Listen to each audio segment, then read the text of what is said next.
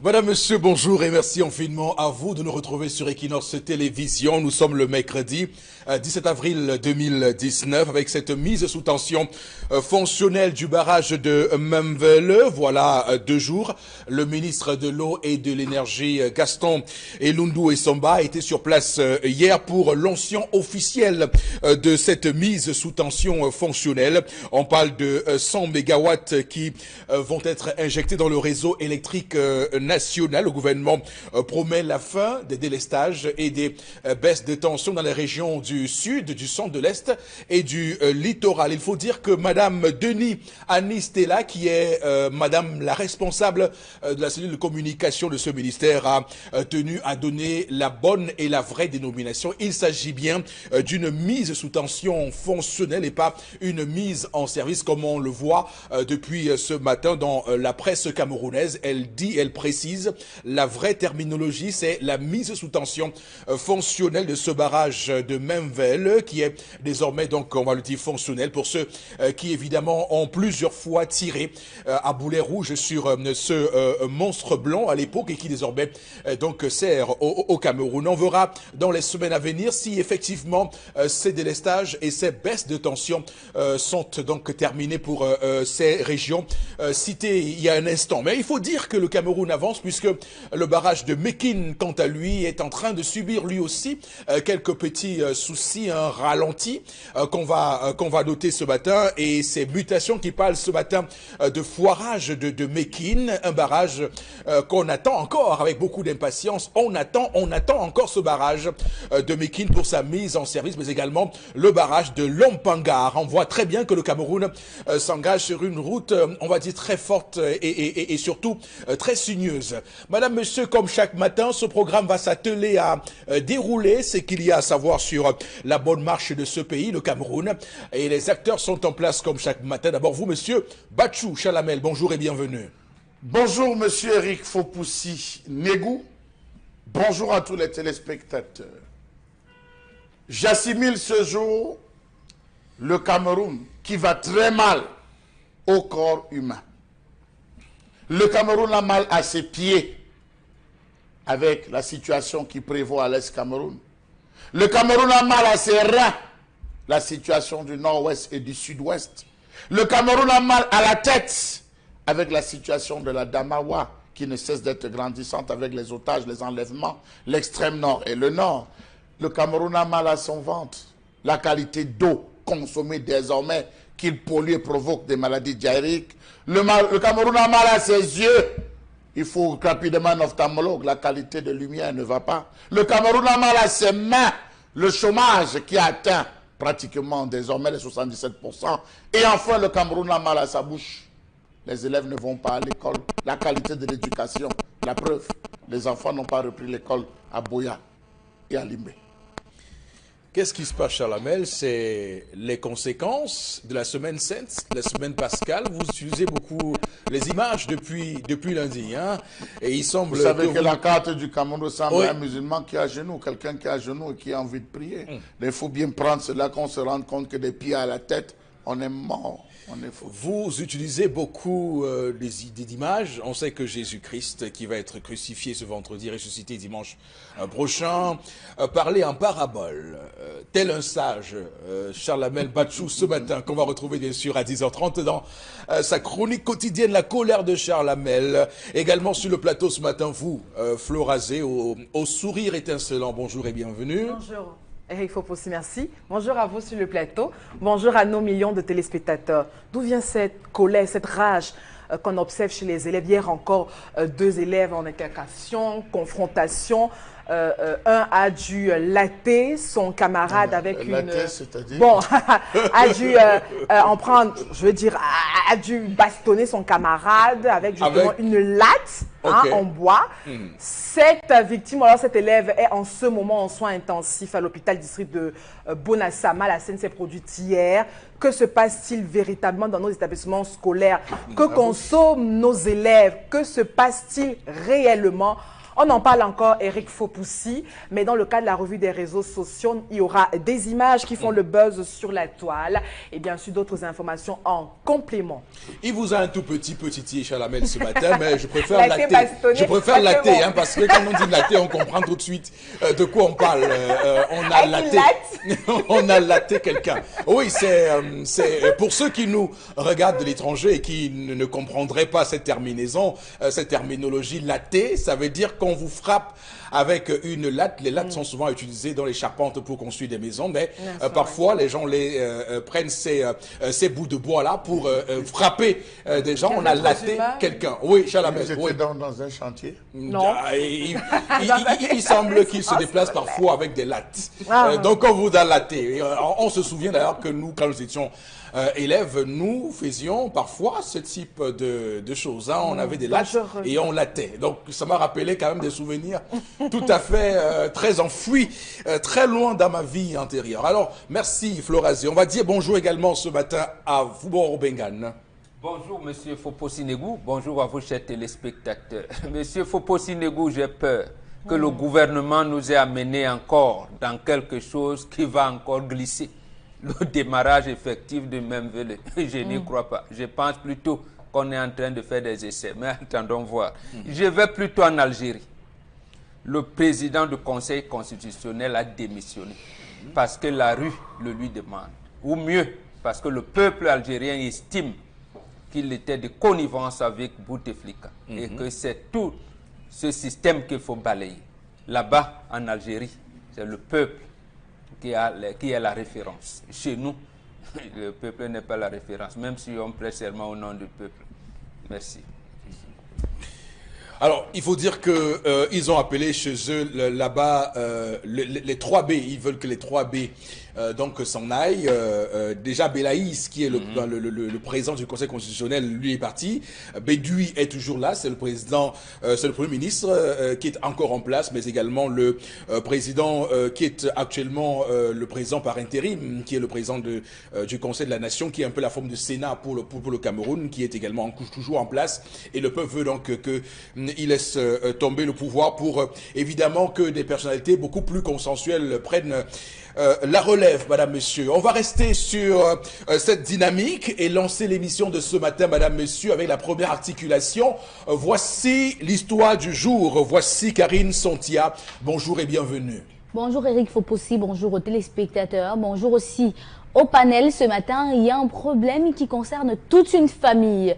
C'est la famille, les enfants de maman Mélanie. Je ne vais pas donner son nom de famille ici parce que elle ne vit plus. Alors, maman Mélanie est d'une famille de noblesse. Elle est née d'une famille royale. C'est-à-dire qu'elle est une princesse. Mais ses parents, à eux, n'ont pas eu la chance d'avoir beaucoup d'enfants. Donc, elle est la seule survivante de tous les enfants qui sont nés de cette famille-là, de cette noblesse-là. Et à la mort, son papa lui a donné la succession, comme quoi, le seul enfant. Et les femmes peuvent aussi hériter des hommes. Alors, elle s'est mariée plus tard, elle a fait des enfants avec son mari, parmi lesquels un seul garçon. Et la plupart sont des filles. Et s'attendant aussi à ce qu'elle laisse la succession en mourant parce qu'elle est décédée, en mourant à une de ses filles. Elle a fait l'opposé, le contraire. Elle a laissé la succession à son garçon, Yannick, il est déjà quand même majeur, donc il a 24 ans. Et les enfants, filles, se demandent pourquoi est-ce qu'elle a fait ça. Et pourtant, ils ont un papa. Qui alors va succéder à leur papa? Ils ne s'attendaient pas à cette décision de leur maman. Ils aimeraient bien savoir pourquoi est-ce que c'est normal ce que leur maman a fait, parce qu'ils sont dans un conflit familial grave. Parce que même le papa, lui, il ne comprend pas comment son seul garçon ait pu hériter de sa femme. D'accord. C'est une affaire compliquée, ça. Hein? Non, on ne comprend pas bien. Oui, bon. Le garçon hérité de sa femme, de sa mère, maman. Oui. Et sa mère qui avait également hérité de son père. Vous voyez, il y a une alambication très poussée et continue dans l'histoire de ce matin pour bien comprendre. Alors, ce qui se passe, c'est que c'est le mari qui ne comprend pas. Hein. Le mari et les enfants est contre cette situation, puisque lui aussi comptait sûrement laisser sa succession à ce garçon-là.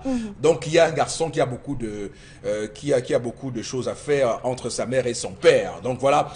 l'histoire de ce matin qui va nous faire parler de succession. Il me rappelle, il y a quelques jours, on parlait ici de ces questions d'éducation, mais aujourd'hui, nous allons beaucoup plus nous appesantir sur la succession, la relève et comment l'Afrique et comment la loi a réussi à gérer cette situation. Alors il faut dire que le code civil camerounais est très loquace en la question, puisque la succession, les ayants droit qui prennent la suite d'un décus, d'un défunt, sont clairement les enfants de cet homme-là, qu'ils soient enfants légitimes ou enfants naturels. Ces enfants-là se partagent justement tout ce qui est en héritage. Il y a également la question, on l'a souvent dit ici, de l'ordre de succession entre ce qu'on pourrait appeler ici le conjoint, comment le conjoint, quelle est la place du conjoint dans la succession, mais également quel est son degré de succession entre l'usufruit qui lui est concédé ou simplement d'autres mécanismes qu'on pourrait avoir. En tout cas, les différents notaires conseillent parfois à certaines personnes de rédiger clairement, dûment leur testament pour ne pas créer des ennuis une fois leur mort arrivée. Donc c'est un conseil qu'on peut donner en tout début de ce programme et pour aider ceux qui nous regardent à faire gaffe, à faire attention et de pouvoir établir le testament avant leur décès. Alors Boro Bengan, dans l'histoire de ce matin, où y a-t-il problème ici?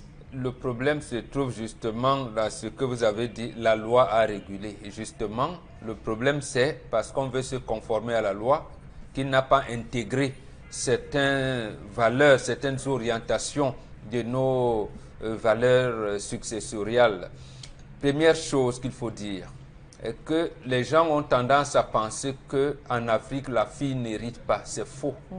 C'est faux. Il arrivait, comme il dit bien qu'ils sont dans la chefferie, il arrivait qu'un chef n'a que des filles. Et on décidait par exemple qu'une fille, ce n'était pas des décisions, j'allais dire de manière décrétale. C'était, on regarde, on fait l'art divinatoire, parce que chaque enfant naît avec l'âme de Dieu qui sommeille en lui. Donc autour de ces filles, on détectait, parce qu'à partir de sa naissance, elle est née comment et tout, on sait que cette fille est née avec une étoile qui ne la dispose pas à se marier. Aller se marier, elle va donc rester à la chefferie, elle va faire des enfants pour la chefferie. Et on lui donnait un statut. Maintenant, il arrivait des situations également où le père qui décède, la fille est dans cette situation, on bascule la chefferie vers l'enfant du frère. Mais là, il assure, on peut dire la régence. Il maintient le trône en attendant que. En attendant que. D'accord. Voilà, que cela arrive pour que l'ordre normal revienne. Donc, puisque les Occidentaux sont venus avec leur, j'allais dire, leur orientation territoriale, et il y a même ils nous ont même imposé des chefs alors qu'ils étaient bannis. Il y avait des chefs qui avaient formé les... Mais pour le cas... Je veux juste dire que dans le Royaume-Uni, en Angleterre, il y a une femme qui est reine, hein, et voilà. Elle a succédé à un homme. Absolument. Et tout porte à croire que c'est un de ces garçons qui va lui succéder. Oui, ça veut dire que là-bas, ils admettent qu'une femme devienne reine, qu'elle dirige, voilà. Mais lorsqu'on vous parle de Saba, Saba n'a pas eu à combattre ses frères pour qu'elle dirige l'Éthiopie à l'époque du roi Salomon. Donc, c'est comme si un sacro-saint principe gravé dans du cristal qui veut que les femmes ne prennent pas la suite de leur père. Je prends une question, est-ce qu'une femme peut être un bombok, par exemple? Non, une femme a sa chambre à part qu'on appelle le corps, qui est équivalent de Mbombok chez les hommes. D'accord. Précisément, moi, ma femme, les femmes de Mbombok passent obligatoirement par le corps, obligatoirement. Donc vous ne pouvez faire autrement, puisque c'est la femme qui maîtrise les techniques de naissance, de progéniture dans la famille. Mais sauf a-t-elle les mêmes pouvoirs qu'un Mbombok? Peut-être même plus. Peut-être même plus, parce que la femme a un sixième sens naturel. D'abord, elle a un cercle qu'on ne pénètre pas. Donc, on ne peut pas savoir. Quand votre femme vous dit la journée d'aujourd'hui n'est pas bonne, je ne bouge pas. Je n'ai pas envie de consulter moi-même mon gambi. Dès qu'elle me le dit, je m'en tiens à ça, à ce qu'elle a dit. Bon, si ce que j'ai à faire dans la journée est tellement important, je vais lui dire, mais est-ce qu'il y a les possibilités de contourner si c'est un mauvais sort et tout? Elle me dit, tu ne bouges pas, je ne bouge pas. Ok, donc dans le cas d'espèce, il y a un premier niveau d'action avec cette femme qui succède à son père. Là, c'est bon. Le deuxième niveau, c'est qu'elle-même, elle doit laisser un successeur. C'est à ce niveau que ça coince. Ou pas? Oui, mais ça coince parce que l'histoire ne nous a pas dit. Parce que cette fille, est-ce qu'elle est restée à la chefferie? Est-ce qu'elle est allée en mariage? Si elle est allée en mariage... Elle y est allée avec son mari qui est contre le fait que... À ce moment-là, garçon. Elle ne succède plus véritablement, je veux dire le trône. Elle l'est écartée du trône. Si elle voulait être dans la succession, on n'allait pas permettre qu'elle ait une célébration nuptiale. On ne permet pas, elle ne peut pas faire de célébration nuptiale du mariage. Elle accouche là et ces enfants-là sont les enfants de la chefferie. Et leur père biologique n'a aucun droit sur ces enfants. Il ne peut même pas les revendiquer. S'il essaie de les revendiquer, il meurt. Là, il faut dire les choses comme elles sont. Donc, parce qu'en y allant, il faut le savoir désormais. Donc, même ce qu'on appelle l'enfant naturel, parce qu'il y a des rites qu'on procède pour que ces enfants puissent succéder à leur grand-père qui, en fait, dans la déclinaison de l'arbre généalogique, ils vont prononcer le nom de leur grand-père comme leur père naturel, et ainsi de suite, ainsi de suite. Il y a tout un rituel qu'il faut faire. Donc ici, il y a eu un glissement. Il y a eu un glissement. Sûrement que, bon, comme cette fille a sûrement été occidentalisée ou bien... Elle s'est mariée. Voilà. Elle savait bien que papa a dit que je vais faire mes enfants à la chefferie, mais par tétutesse, par truc... Est-ce que cette femme est à la chefferie? Non. Elle n'est pas à la chefferie, cette femme, donc elle n'a pas une obligation mais c'est qu'elle a été surprise par le choix. Elle ne vit même pas avec son mari. Ah, elle vit seule. Ah, voilà, donc il y a trop de glissements. Elle ne vit pas avec son mari, ça veut dire quoi? Elle ne vit pas avec le père de ses enfants. En fait. Donc elle veut dire qu'elle n'est pas mariée. Alors dites, mais vous nous avez pris une erreur. Nous pensions qu'elle était mariée. Non, elle ne vit pas avec le père de ses enfants. Voilà, ça veut donc dire, même là, il y a un glissement. Parce que ce genre de filles ont un encadrement spécifique. On les appelle quelquefois même les mafieux. Elles ont un encadrement spécifique. Elles n'ont pas droit aux enfants, elles n'ont pas le droit de faire des enfants. Non. Justement, elle doit faire des enfants. Mais ces enfants n'appartiennent pas à leur papa, à leur père biologique. Lui-même, c'est vous venez les revendiquer, c'est que vous cherchez la terre. Ce que moi je veux comprendre, c'est que nous voulons comprendre pour que on essaye d'épuiser le litige qu'il y a actuellement, c'est que l'homme réclame l'unique garçon qu'il avait avec elle comme étant son propre successeur à lui. Elle réclame de son côté ce même garçon comme étant son successeur à elle. Non, que l'homme recule. Si ce garçon doit succéder et prendre le trône de son grand-père, c'est comme ça. Et si il faudrait même qu'on lui fasse un rituel, il se fait tard, on ne sait pas quel âge il a. Ce garçon, à ce moment-là, son père biologique, je lui dirais de trouver. De s'écarter. Voilà, de s'écarter. D'accord. Alors, Charles Abel, sur cette question, on va dire que il y a comme un vent de discrimination. Moi, je pose la question, est-ce qu'il y a eu dans l'histoire, je vais vous emmener dans l'histoire des chefferies à l'ouest du pays, y a-t-il eu des femmes chefs supérieures là-bas? Premier degré, deuxième degré. Monsieur, le degré c'est occidentalisé, ça c'est l'occidentalisation. Bon, je veux dire, vous comprenez ce que je veux dire au moins. Oui, non, monsieur Eric Fopoussi, on a eu des grandes conseillères de guerre. Voilà. Et même grandes conseillères de guerre. Pas de chef supérieur. Non. Donc là, il y a une discrimination. On a eu des régentes, comme Djabdounke. Comment vous parlez de vous appelez discrimination? Non, mais c'est une discrimination. Elle a ses castes qu'elle dirige. Oui, la femme est tellement occupée. Monsieur Eric Fopoussi. Voilà, parler de discrimination. Monsieur Eric Fopoussi. D'accord, oui. Je vais vous dire que envoyez votre femme qui saigne au marché. Votre femme qui saigne, envoyez-la au marché, achetez le piment de 1000 francs. Qui voit ses menstrues. Oui, achetez le piment de 1000 francs. Faites-la rentrer avec ce piment, demandez-le d'écraser, ça sera la sauce tomate. La femme qui saigne ne coupe pas le piment. Mais il nous regarde. On parle à Mondovision. La femme qui saigne ne coupe pas. Je dis la femme qui saigne ne coupe pas le piment. Elle entre dans un champ de piment, elle gâte littéralement la production. C'est la raison pour laquelle vous allez vous rendre compte que ceux qui coupent le piment, c'est des hommes. Mais la femme a une obligation d'écraser le piment dans une certaine tenue. pour que cela pique. Bien, c'est des réalités. Je voulais dire cela parce que nous sommes dans un cas de double succession. Pourquoi double succession? La femme d'abord elle-même, en plus de prendre la succession de sa mère, de son père, a sa propre succession à elle. Ça veut dire qu'en tant que maman, elle doit donner d'abord sa succession de mère à quelqu'un. Tu ne peux pas laisser la succession, ta propre succession d'abord, pour aller donner une succession que toi on t'a donnée. C'est impossible.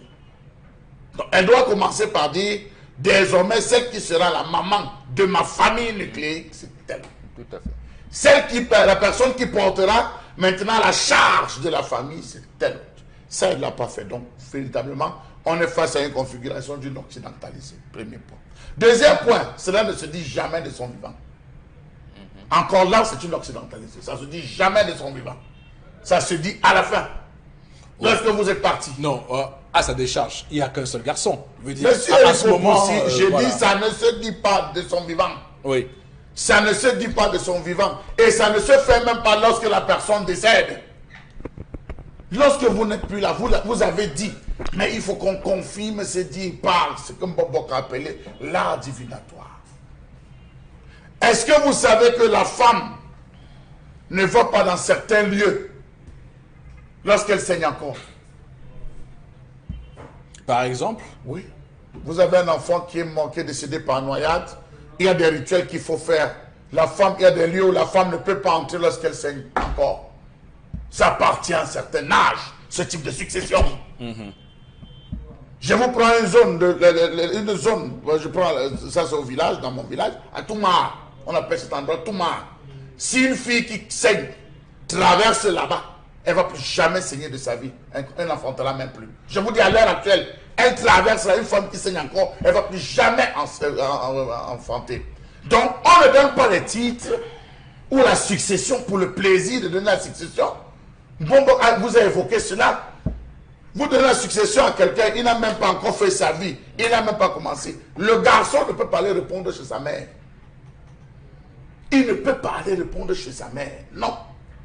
Le garçon répond chez son père.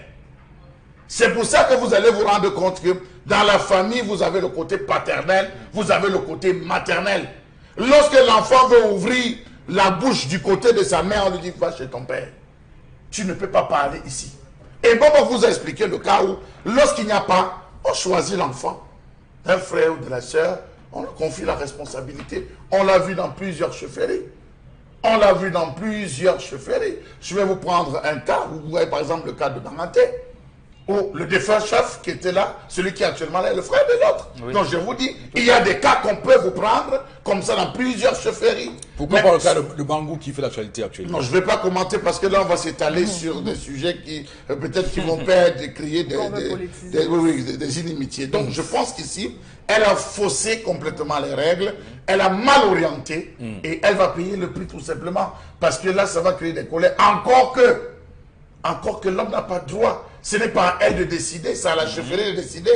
Ce n'est pas à elle de décider, c'est à la chefferie de décider. Parce qu'on ne sait pas dans quelles circonstances on lui a confié cette responsabilité traditionnelle. Lorsqu'elle va partir, la même chefferie va s'organiser en disant non, ça a été une erreur, non, ça avait été fait parce qu'on était en situation de maquis, situation de guerre, ou ça avait décimé tout le village. Non, il faudrait qu'on réoriente la véritable succession, qu'on redonne à qui de droit, et ça repart. Là, tout de suite, non, je ne suis pas d'accord. D'accord. Donc vraiment, qu'elle ne s'en... Écoutez, on vous a totalement compris, Chalamel. On va vous passer la parole à vous, Florazé, pour que vous nous précisiez votre pensée ce matin à travers cette histoire. Oui, même si l'histoire, à mon sens, est un tout petit peu compliquée, mais la femme a toujours comme une sorte de boussole pour l'humanité. C'est-à-dire qu'avec la femme, on a la direction qu'il faut.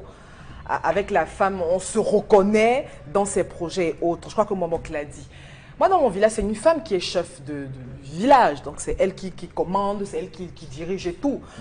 Et là, ce n'est plus... C'est connu. C'est-à-dire que les femmes atteignent déjà un certain nombre d'instances. Elles dirigent, elles passent des commandes. Elles commandent. C'est très dans chez nous. C'est la femme qui a le bâton de commandement. Et elle a été sacrée, approuvée par des hommes et autres. C'est le troisième degré, ça. Oui, précisément. Non, je veux dire que même si... Non, même si... Oui. Même si on précise... Non, je veux dire l'administration et nos choses. Oui, mais j'aime beaucoup votre... La précision. Non, pas la précision. Il y a comme un discours, on veut nous appâter un peu. Bon, excusez-moi pour le thème, mais je trouve le thème exact pour le dire. Vous voulez nous dire, non, mais la femme, elle a un rôle important, mais vous, en même temps, vous dites, non, mais il y a quand même un certain degré de responsabilité. De responsabilité, ok. On peut aspirer. J'aime beaucoup cette... ce ménagement que vous faites. Oui. Allez-y, oui.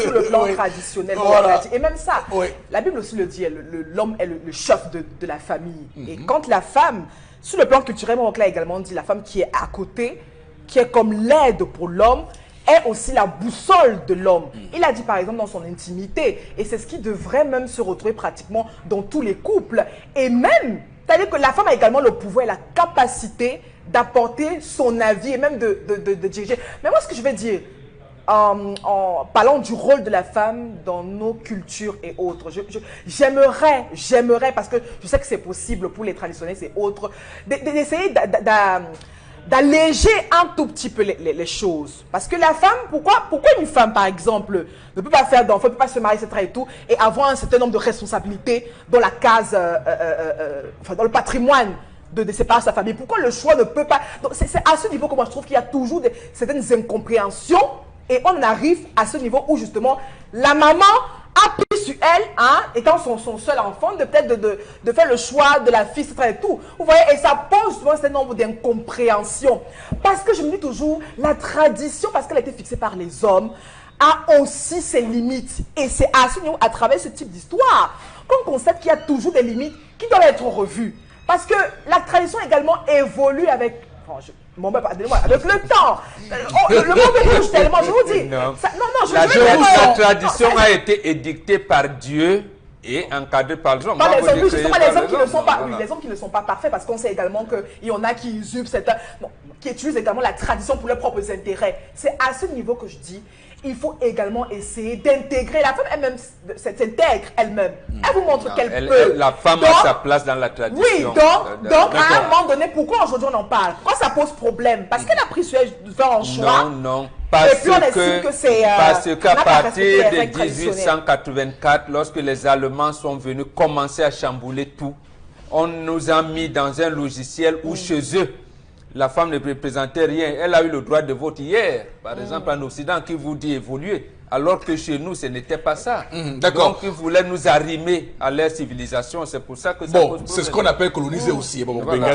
On appelle cela coloniser. C'est vous assimiler à leur civilisation, c'est la colonisation. Alors, Charles Hamel, votre précision. Mais avant vous, j'aimerais quand même dire que Florazé, vous qui êtes chrétienne, je ne sais pas de quelle obédience vous êtes, vous ne vous offusquez pas du fait que les prêtres, qu'il n'y ait pas de prêtres femmes. Je tiens juste à vous dire que offusquez-vous du fait aussi qu'il n'y ait pas de prêtres femmes. Je préfère également vous le dire. Oui, il y a les femmes pasteurs. Je n'ai jamais défendu la religion, je vous dis. Je suis très lucide. Je suis très lucide. La tradition judéo-chrétienne doit aussi évoluer. Mais est-ce que je dis oui, mais il y a des femmes pasteurs. Mais je veux dire prêtre. Revenons à la. Pourquoi vous me canalisez là? Pourquoi vous me confinez à l'intérieur? Non, nous regardons la civilisation des chrétiens en général. Je ne suis pas confinée à l'intérieur. Je respecte les obédients. Je dis bien qu'il y a des femmes pasteurs. Ça existe. Ça existe. Je dis que oui. Pourquoi pas une femme également peut bénir, elle bénit même. Une femme également peut faire la messe, elle peut prédire, encore il y en a plein là qui le font. Tout ça, c'est dans le cœur, Eric. Si vous voulez qu'on parle justement de chrétienté, c'est le cœur. D'accord. Ok, très bien. Je voulais juste que vous fassiez cette précision. En espérant aussi qu'un jour, il y ait une femme pape au Vatican. Allez-y, Charles. C'est ce type de considérations qui vont détruire le monde. Qui vont détruire le monde. Je le dis pourquoi? Je le dis parce que ce n'est pas toutes les portes que la femme est appelée à ouvrir. Ce n'est pas toutes les portes. Il y a des portes qui ont été concédées à la femme de par sa naissance. C'est pas toutes les portes. Il faut qu'on arrête de croire que l'occidentalisation bouche les oreilles des femmes ou ça trouve le cerveau. Des femmes, les femmes croient non, monsieur, il faut possible. À une certaine période, les femmes ont dit qu'il fallait qu'on soit égal avec les hommes. On a vu comment elles montaient sur le poteau, elles s'écroulaient là sur les poteaux. On les a retirés des poteaux. Observez les poteaux d'énergie. Vous allez vous rendre compte qu'à un certain époque, on les voyait monter. Non, monsieur. Cet exemple trivial. Non, prenez-la comme vous voulez, Flora.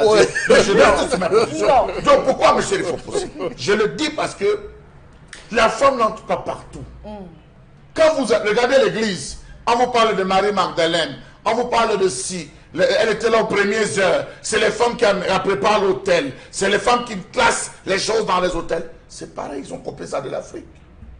On vous dit à la chambre du Mbok et à la chambre du corps, les femmes sont associées. Vous allez dans le Kungan. Vous allez vous retrouver qu'on a intégré, les femmes sont intégrées dans le Kungan depuis des années. Elles ont un rôle précis, sinon capital. Non, vous ne le savez pas. Non, je dis précis, sinon capital. Pareil dans une chefferie. C'est les femmes qui gardent tout. Dans la chefferie, c'est des femmes qui détiennent tout, monsieur Rifopoussi. On connaît où sont gardés les trésors de guerre. C'est chez telle femme.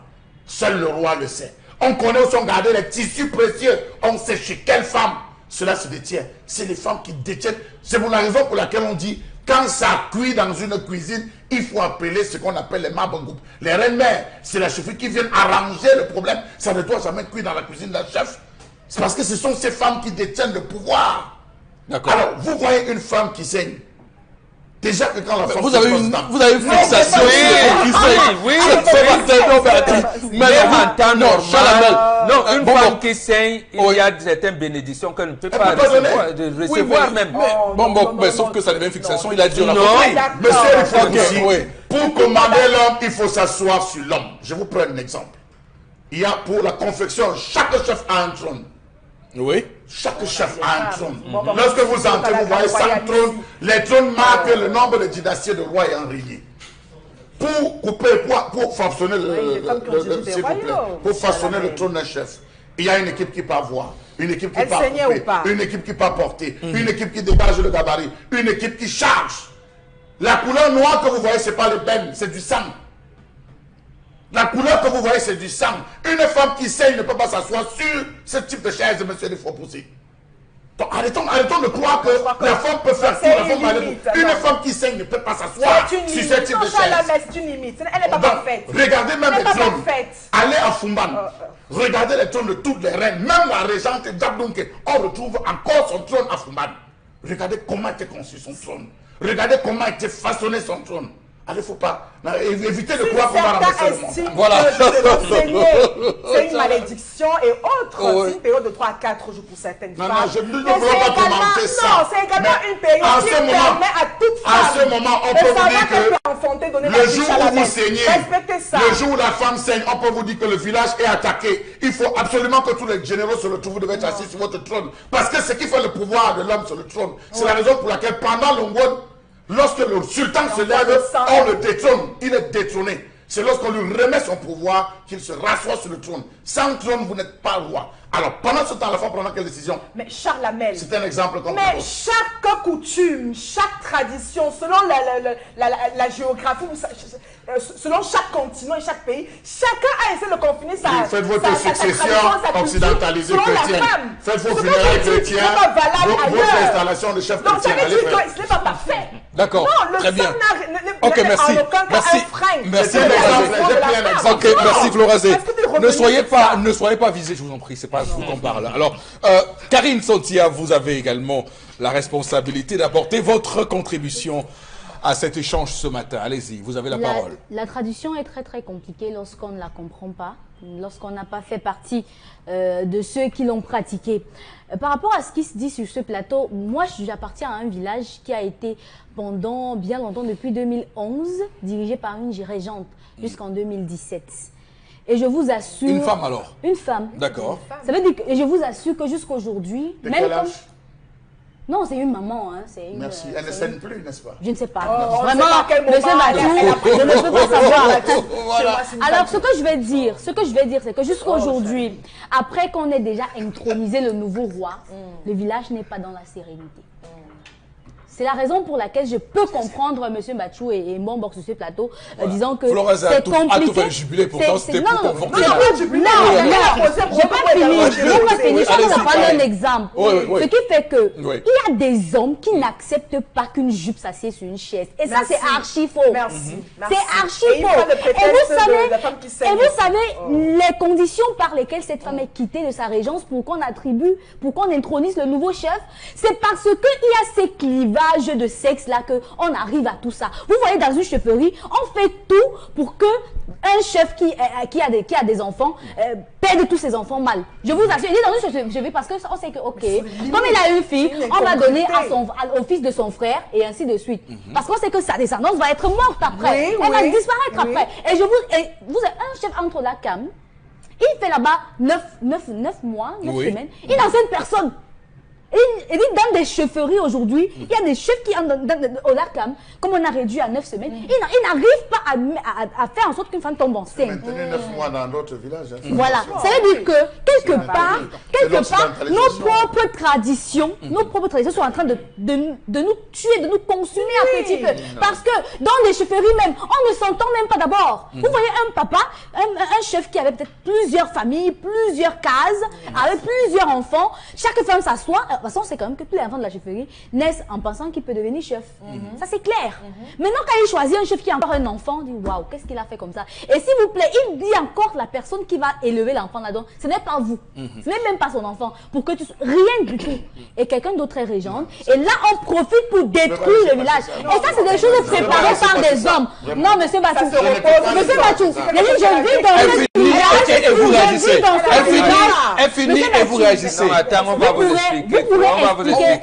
Vous pourrez expliquer, mais je suis victime de cette situation. Que parce que une femme a été régente, le village est divisé. Donc, je vous donne, permettez en une seconde. Oui, bon, rapidement, parce que le 14 décembre 1951, au comité directeur de l'UPC à Kumba, lorsque Oumniobet dénonçait le tribalisme et autres, il avait dit on monte les chefs traditionnels contre les intellectuels. En faisant croire aux uns qui vont prendre l'administration, aux autres qui vont remplacer les blancs. C'est ça qui se justifie. Vous voyez, l'élite intellectuelle aujourd'hui est venue dans la chefferie. Femme Dongo est chef. Il est allé chercher quoi là? Même le chef de l'État, Paul Biya, est un homme Guy. Il est allé chercher quoi? Non, c'est pour dire la chose suivante que lorsque la femme doit s'asseoir avec la grande royale, elle ne doit pas saigner. Vous voyez la femme, parce qu'il y a des choses qu'on ne peut pas dire publiquement. Ce n'est pas parce qu'elle est femme, mais parce qu'elle n'a pas encore atteint un statut où elle peut. D'accord, très bien. On va floraser avec vous. Non, mais on laissez passer, mais comment on va la faire la décision? À 15 ans, les enfants mâles ne restent plus à la chefferie. Ils sont chassés de la chefferie. D'accord. Donc attention à ce qu'elle dit. Il faut bien qu'elle tout à fait. À 15 ans, ils sont chassés. Bon, a fait la précision. Il faut qu'elle. Non, mais écoutez, vous avez parlé, on a compris. Et lorsqu'on lui a donné en tant que des gens, il y a des choses qu'elle a fait. Elle a juré. On ne vous donne pas sans que vous ne jurez sur le cabinet. C'est bon, Chalamel, je vous connais souvent très discipliné. Voilà, il me semble qu'on me l'a rappelé encore. Et il me semble qu'on me l'a rappelé encore ce matin très tôt. Vous avez été dans votre vie très discipliné et très ordonné. Alors, on va, avec vous, Florazé, lire vraiment quelques messages. Pas beaucoup de messages, quelques messages seulement. Oumar Farouk réagit ici même à Douala. Il dit, j'en connais qui ont succédé à leur papa, maman, alors qu'il y a d'autres enfants du même père et mère, donc il n'y a aucun problème. C'est vous qui voyez. Auteur, malheur à l'homme qui confie sa succession à une femme, car le derrière de la femme est plus doux que sa tête. C'est William qui réagit à Yaoundé. C'est un proverbe. Il a employé un proverbe. Oui, mais comprendre que c'est un proverbe. Voilà. Allez-y, Florazé, est plus doux. Chez les musulmans, quand une femme saigne, elle ne prépare pas, même pas la nourriture de son mari. Elle ne dorme même pas sur le même lit durant cette période. C'est châle. Chez les musulmans ou chez les non-musulmans? C'est junior qui même lorsque vous prenez dans Michée, vous allez dans la Bible, vous prenez Michée ou vous prenez Jacques. C'est bien prédit dedans écrit. Lorsque la femme est sale. Il faut lire. Essouiller. On va lire. L'avènement de Jésus-Christ, nous ne sommes plus. On va lire. Oui, Dieu reste le même. Oui, Dieu reste le même hier, aujourd'hui et éternellement. Donc le chef de la femme n'est pas la... Le chef de la femme, justement, inventé n'est pas la volonté de Dieu, parce que la femme est faite à partir de la côte de l'homme, nous dit notre cher ami Raphaël. Et quand la femme a poussé, l'homme a déjà péché.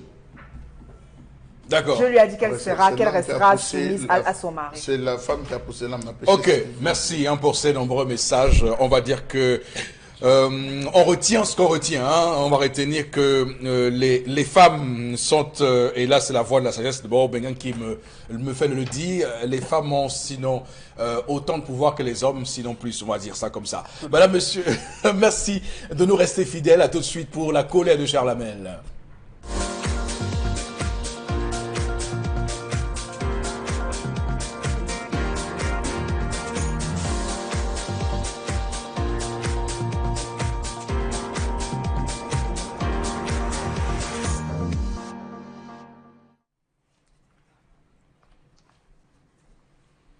Je m'interroge ce jour sur la question de l'impact des telenovelas dans le comportement et mentalité des Camerounais ce jour.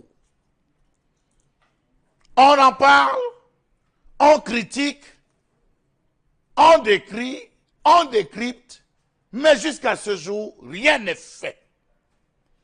Le baron Isaora, Catalina y Sébastien, El Diablo, Mademoiselle, Rosa Sauvage, Tour de Babel et j'en passe. Voilà bien des titres qui sont connus de toutes les femmes.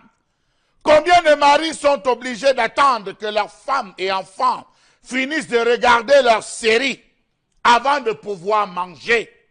Les télénovelas ont détruit le tissu social africain et camerounais. Combien de marmites se sont brûlées parce que la mère regardait la rediffusion de X ou de Y qu'elle a pourtant regardé la veille à 20 h? Combien de maisons n'ont plus pour seul sujet de conversation que des commentaires sur le dernier épisode de X ou Y, sur le prochain épisode de La fille du jardinier, par exemple? L'effet de cette télénovela dans nos familles est clairement désastreux. Où est passé le ministre de la promotion de la femme et de la famille? Où est passé le ministre des Affaires sociales? Vous ne ferez pas un zapping sur plus de 10 chaînes sans tomber sur au moins un canal qui diffuse ce genre de programme. Ces séries font désormais partie du paysage médiatique et même culturel. La preuve, faites un tour dans les écoles maternelles et primaires, vous allez vous rendre compte que les véritables prénoms africains ont disparu, faisant place à des Leonardo, DiCaprio, Martin Assiro et j'en passe. Savez-vous que le trop-plein de ces séries dans les ménages n'est pas sans conséquence? Elles procurent une influence grave sur la vie quotidienne de la jeunesse. Drôle d'anniversaire, drogue, chicha et j'en passe. Ces jeunes se croient dans ces phénomènes de séries qui régissent ou qui réagissent comme ces acteurs de séries dans la société. Ils commencent à provoquer des effets néfastes sur la jeunesse et compromettent leurs études. Savez-vous que les premières à s'être intéressées à ces séries au Cameroun sont les femmes, entraînant ipso facto les enfants à emboîter le pas? Combien d'hommes n'ont pas été surpris de voir les enfants rappeler à 18h30 à leur maman, maman, la série va bientôt commencer. Savez-vous que ces séries ont procédé au bouleversement de l'ordre social? Les chefs de famille ont perdu une partie de leur pouvoir séculaire au profit des femmes et des enfants. La télécommande du téléviseur, qui autrefois était détenue par l'homme, est passée entre les mains de la femme, qui la détient aussi longtemps que dure le temps de la rediffusion ou diffusion de ces séries. La preuve, dans de nombreuses maisons, on a zappé les différents journaux télévisés. Savez-vous que les résultats scolaires et la capacité d'assimilation des schémas éducatifs des enfants en sont impactés, étant donné que fût-il en soirée ou en week-end, il y a une parfaite coïncidence entre le temps de révision des leçons et d'apprentissage divers et celui de la diffusion de ces séries.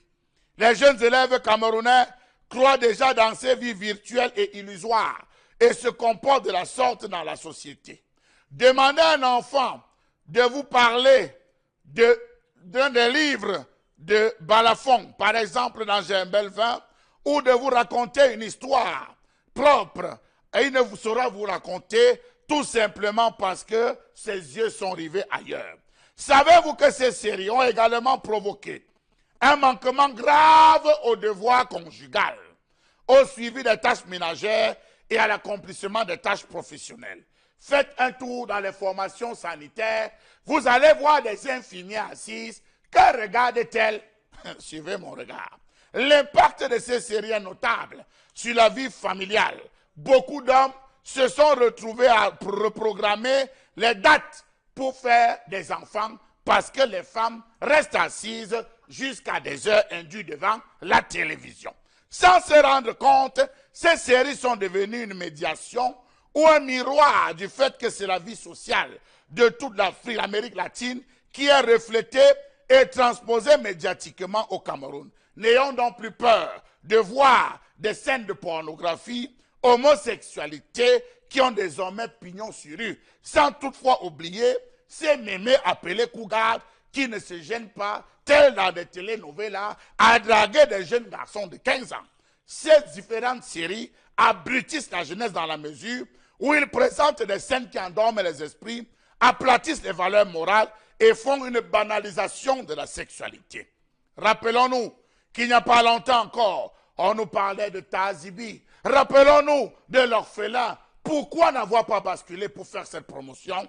Dans tous les cas, ces séries, c'est un poison lent qui attaque ce que nous avons de plus cher, l'éducation de nos enfants, le dialogue dans nos familles, l'harmonie dans nos couples et la pérennisation de nos valeurs ancestrales.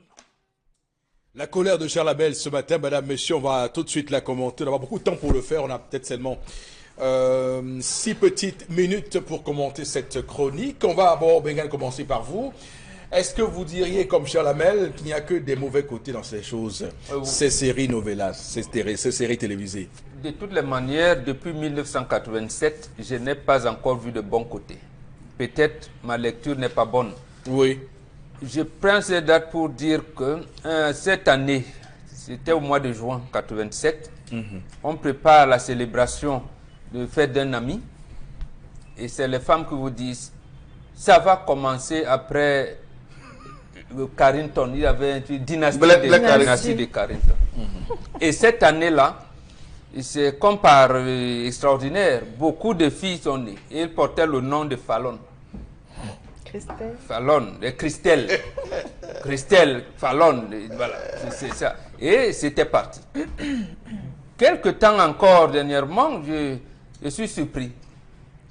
On me demande d'acheter le gâteau Marimar. C'est quoi le gâteau Marimar? Bon. Et voilà, donc, complètement perdu dans ces jours-là. Et voilà, des prénoms maintenant arrivent, les Jeff, les Brenda, et tout ça. Bon, d'accord. Dylan. Des Dylan, tout ce que vous voulez. Donc pour vous, c'est mauvais ça? J'ai dit, peut-être ma lecture n'est pas bonne, vous ne m'en excusez, les téléspectateurs aussi, mais je ne vois pas encore ce qui est positif là-dedans. D'abord, sur le plan culturel, comme Charles Amel l'a abordé ces études, nous sommes soit en Amérique du Nord ou en Amérique du Sud, ou peut-être même dans les Caraïbes, ça vers quoi avec nous ici? Rien du tout. Rien du tout. Et vérification faite. Là, avec ces fameux trucs de dynastie à l'époque, les industries pharmaceutiques, comme il a dit, et là il faut le dire, commençaient donc à vous dire que s'il n'y a pas une action d'homosexualité dedans, on ne finance pas. Donc c'est, je pense que, comment on l'appelle, Sédou Badian, où il l'avait dit, et ce sont les cinémas qui renforcent la culture. Chez nous, il a parlé de Tazibi, de Tafil, de tout, de l'orphelin. on ne veut pas faire la promotion de ces films-là. Donc, il n'y a rien de positif. Ça disloque nos couples, ça abrutit nos enfants et vice-versa. Puisque ça vient de la mère, vous-même, vous allez voir combien de combats on n'a pas vu entre le papa qui veut regarder le journal et l'enfant qui veut regarder la Champions League. Finalement, c'est maman qui prend le haut du pavé, qui commande, qui va dire que moi, ma série ou rien. Alors qu'elle sait bien qu'elle sera là demain pour voir la rediffusion. Donc, de toutes les manières, je ne vais pas dire plus. Moi, je ne vois rien de positif. Donc, au final, on va dégager les responsabilités. À quel niveau vous les placez? Au niveau de l'État. Oui. Au niveau de l'État, ces films-là, ça veut dire qu'on doit encadrer la diffusion du film. Câble opérateur, télévision, un certain nombre de choses, on doit encadrer, c'est au niveau de l'État. Donc, ne peut être diffusé ici que les séries qui ont quelque chose à voir avec l'éducation de l'enfant. Parce que l'éducation, c'est la maison, et c'est la maison que ça commence. L'école, c'est l'instruction. Donc, et nous amener à, comment je vais dire ça, à mettre une bonne base pour que nos enfants puissent évoluer. Quand je vais, pardon, commence à parler, on parlait tout à l'heure de succession. Eux, ils sont dans les rêves où Jeff Carrington a fait ci, ou tel a fait ça. Et quand on va lui parler de succession au village, voilà comment l'enfant naturel est adopté, intégré. Une fille qui fait un enfant avant le mariage, et ainsi de suite, ainsi de suite. Moi, j'ai suivi un cas un jour où deux filles, je ne sais plus, parce qu'on me l'a contraint, une de mes tantes m'a contraint de suivre ça. J'étais à une réunion de famille. Bon, d'accord. Il s'est trouvé une scène qui me semblait être instructive, mais ils ont détourné. La fille avait fait un enfant avec son camarade de faculté. Ils se sont séparés. Chacun allait de son côté. Les deux enfants, l'enfant et l'étude se sont rencontrés. C'est-à-dire qu'ils ont fait une fille. Le garçon est allé quelque part se marier, faire un autre garçon. Les deux enfants se sont retrouvés ensemble. Et se sont mis en couple. Comment fallait-il faire? Il fallait cacher, il fallait faire ci, il fallait faire... C'est là où on se rend compte que... Mais voilà, donc deux frères, le frère veut épouser la sœur. Et ils ne savaient pas qu'ils étaient frères et sœurs. Donc voilà des situations. Quand j'ai voulu donc poser le problème, ils ont dit non, en leur disant, puisque ma tante là, elle a un peu quand même des tendances. Elle disait, non, moi je peux élever mes enfants. Je lui ai dit, bon d'accord, tu as donc tes enfants. Est-ce qu'ils connaissent les enfants que leur papa biologique a fait ailleurs? Il dit non, je vais les élever. Il dit la situation va t'arriver demain. D'accord, très bien. Alors, Florazé, sur cette question, quel est votre argumentaire? C'est une question très complexe. Oui. Qu'à la fois qui doit faire intervenir pas mal de secteurs. Maintenant, peut-être pour ne pas blesser certaines personnes, moi je dis que c'est un problème de culture. C'est un problème de culture et de promotion. Nous, on a vu ta fille. À l'époque, quand vous avez fini avec les petites études et tout, vous mangiez, vous prenez le bain, vous mangez, et puis les parents vous permettaient quand même de vivre. C'était tout un... Qui n'a pas vu ta fille? Vous avez vu le revenant à Simba, qui n'a pas vu? Donc tout le monde était... Est-ce que les novellas, on se pressait pour aller... Ça n'existait pas encore dans nos têtes, dans nos mémoires. C'est un problème de promotion et de culture. Que fait le ministère de la Culture au Cameroun? Qu'est-ce qu'on valorise au Cameroun? Vous avez vu Paris à tout prix de Joséphine Dagnou? Voilà. C'est-à-dire qu'on a des cinéastes, on a des producteurs, on a des spécialistes du cinéma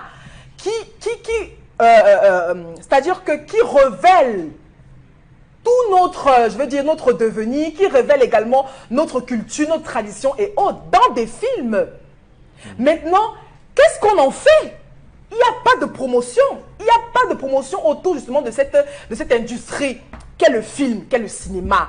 Alors, s'il y avait plus de promotion, je vous assure que dans les maisons, il y aurait une discipline. Dans les maisons, on n'aurait pas eu de choix comme avant.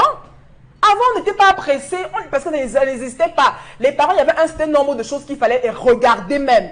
Et c'est ça qu'on regarde aujourd'hui. Je peux vous raconter, je peux vous dire que les acteurs de Tafil et autres, les Sabina, etc. et tout, dans Asima, le revenant et tout. Et justement, ça faisait que si ce film a été par exemple tourné dans le centre Cameroun, ceux qui étaient à l'ouest se reconnaissaient parce que c'est un problème de culture et tout le Cameroun se reconnaissait dans ce type de thématique. C'est un problème de culture. Alors quand vous voyez les telenovelas, ça va de Marima à Rosa Sauvage, à Catalina aujourd'hui, etc. et tout, parce que nous devons observer. C'est que ça va crescendo, c'est la culture, ça monte. Aujourd'hui, on est avec des pantalons, des pas téléphone. Oui. Aujourd'hui, on est avec des pas téléphone sur le plan de ventilateur. Je prends juste un exemple. Aujourd'hui, c'est slim. Donc, ça va progressivement parce que les autres vendent leur culture à travers leurs films. Nous, qu'est-ce que nous vendons? Moi, je vais vous dire, c'est un petit secret. Je suis tombée amoureuse du cinéma, de la production cinématographique et justement de la culture, tout ce qu'il y a autour. Je vous assure qu'il y a tellement de choses à proposer. Mais si l'État, comme mon oncle l'a dit, ne nous encourage pas, ne valorise pas, on sera là à 2000 francs à la maison, là au quartier. Vous avez près de 100 ou c'est 200 chaînes. Vous tapez, mais attendez, vous zappez, vous regardez ce qui vous arrange. Ailleurs, comment on voit une certaine discipline. D'accord. Discipline, même au niveau justement de ce que nous proposons comme. Ok, merci Florazé. On va s'arrêter là pour cette première partie de l'émission, Madame, Monsieur. On marque une courte pause et nous sommes de retour dans un court instant pour la deuxième partie de ce programme.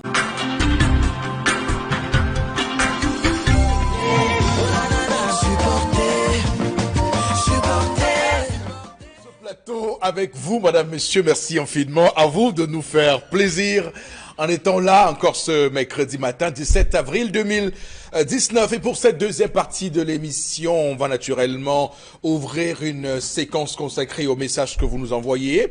Messages évidemment qui, vous le savez déjà, interviennent sur les sujets que nous avons développés depuis 10 heures ce matin. Florazé, nous faisons recours à vous.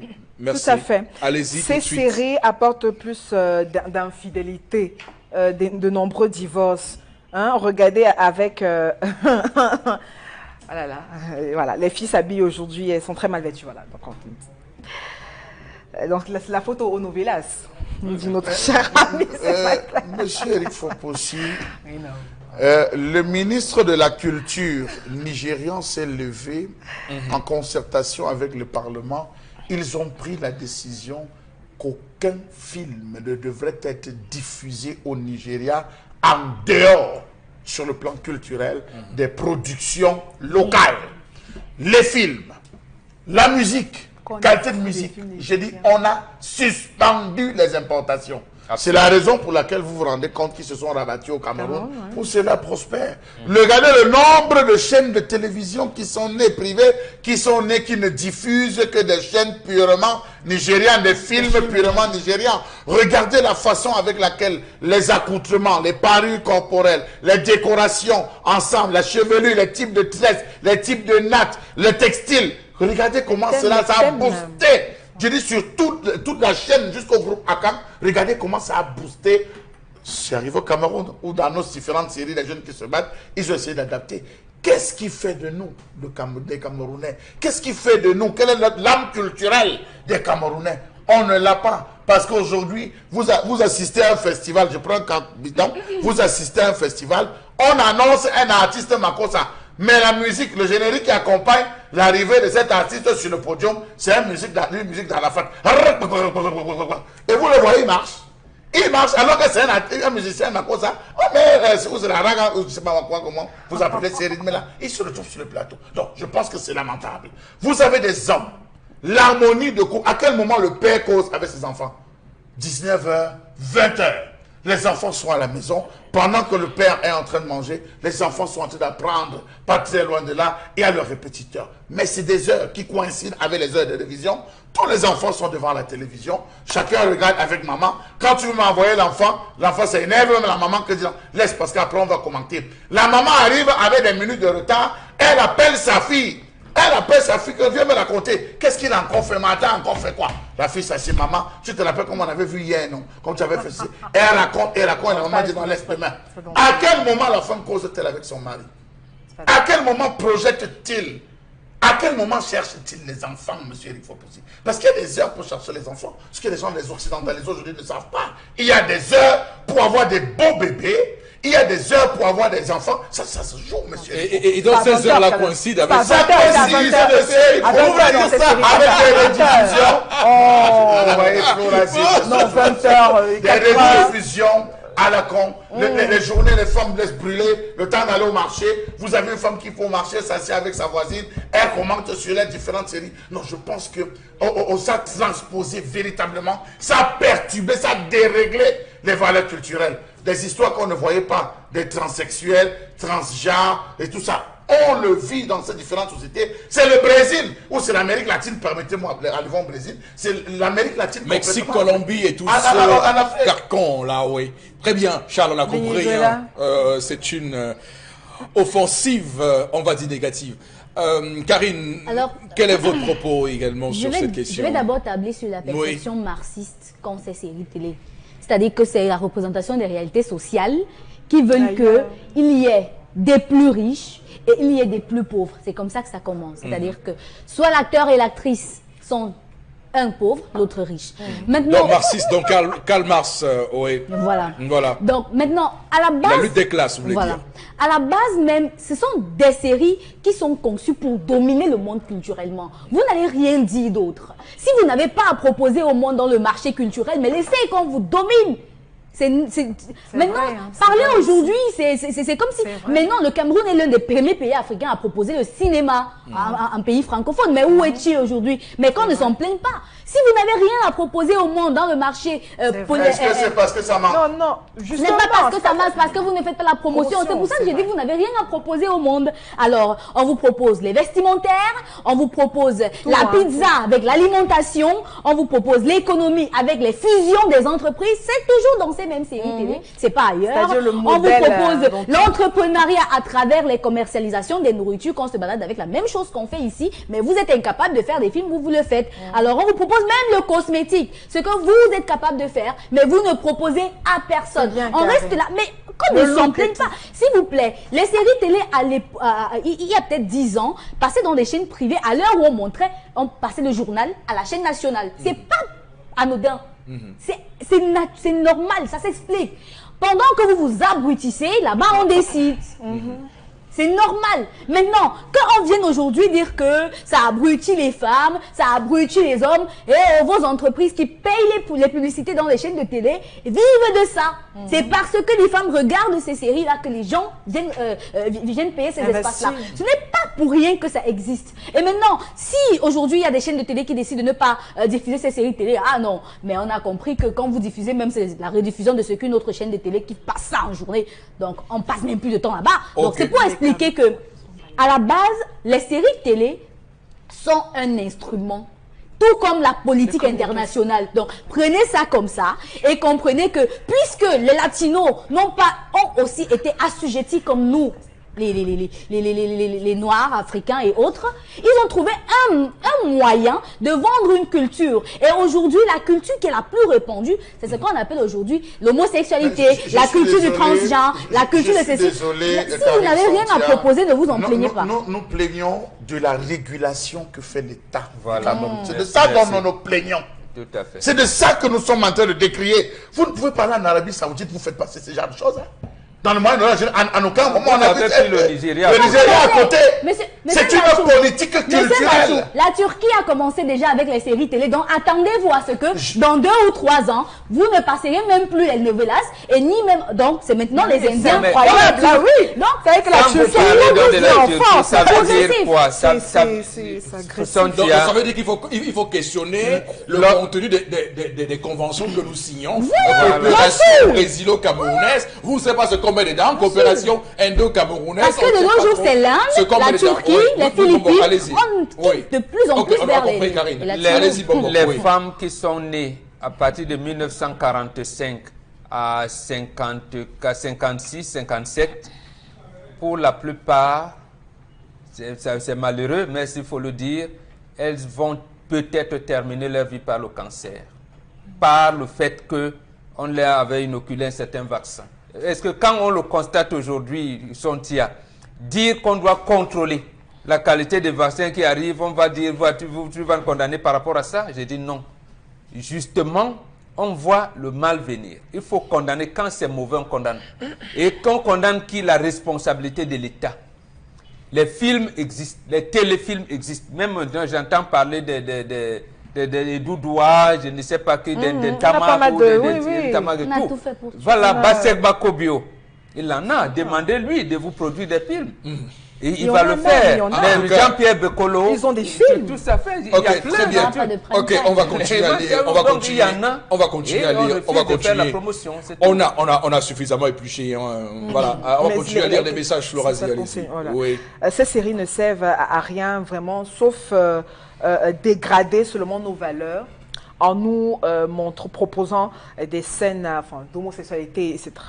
Je me rappelle quand j'étais petit, il y a des filles en 2002 qui ont raté leurs examens, nous dit-il, à cause de ces séries. C'est Jordan Alopom qui réagit ce matin. Qui a raté ça?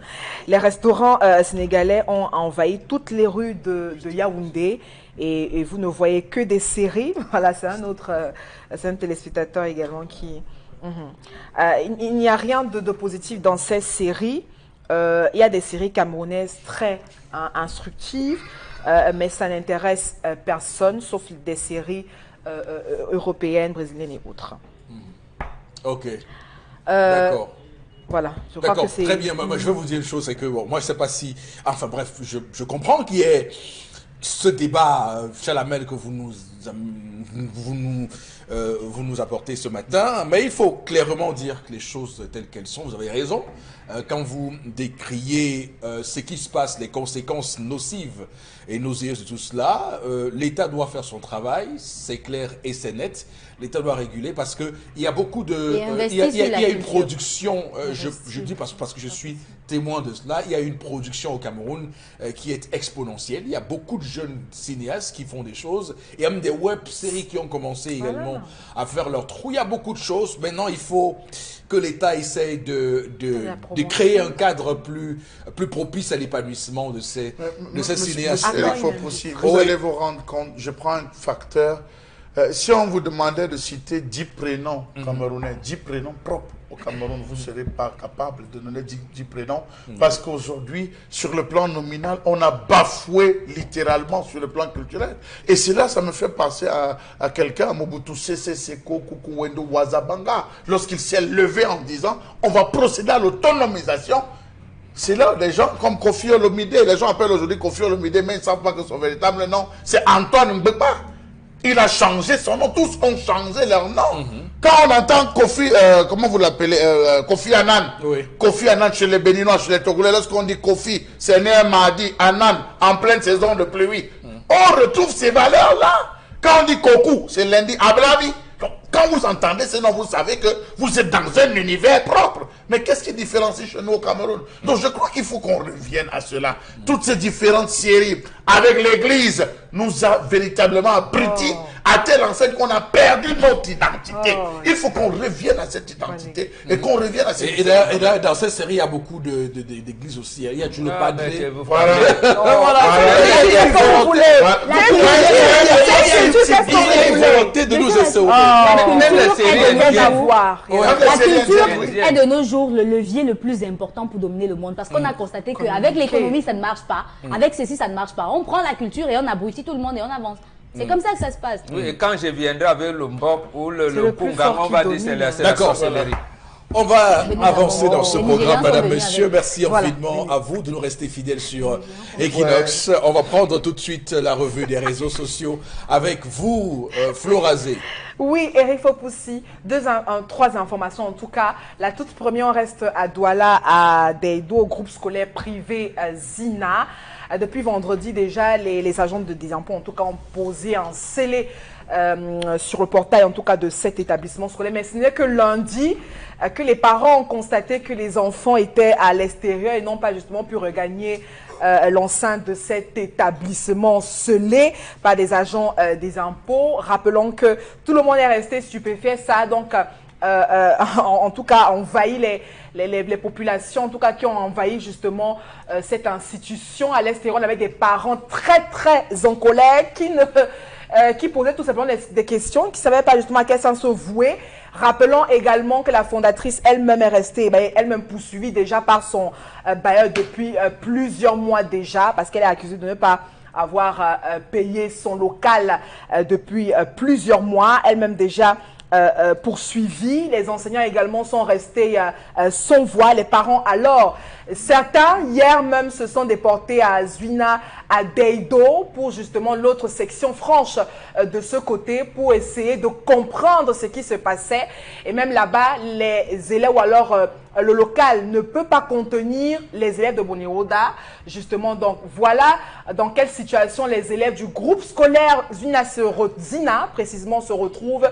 Ils n'ont pas pu regagner justement leur établissement scolaire. Une rentrée pour le compte du deuxième trimestre, donc bafoué, et des parents pour la plupart qui ont payé l'intégralité même de des frais de scolarité. Je demande mais comment ils vont faire? Pourtant ils ont été harcelés par la fondatrice depuis plusieurs mois. Voilà donc Eric Fopoussi, la grande question, et c'est plutôt triste aussi. Alors on a souvent été ici dans cette émission au cœur des débats autour de l'agrément de ces établissements scolaires. On a parfois parlé ici de clandestinité, et là on parle du paiement de l'impôt et même du paiement de loyer. C'est quand même très grave. Hier d'ailleurs, lorsqu'on a appris cela, beaucoup s'interrogeaient, est-ce que vraiment ça paraissait, on va dire, inouï, ça étrange d'ailleurs d'avoir ce type de... Mais bon, comment on appelle ce qui se passe là? Mais c'est le désordre. Parce que le gouvernement a laissé tout le monde se débrouiller. Et à l'école, à l'hôpital, on ne se débrouille pas pour les cas de l'instruction et de la santé.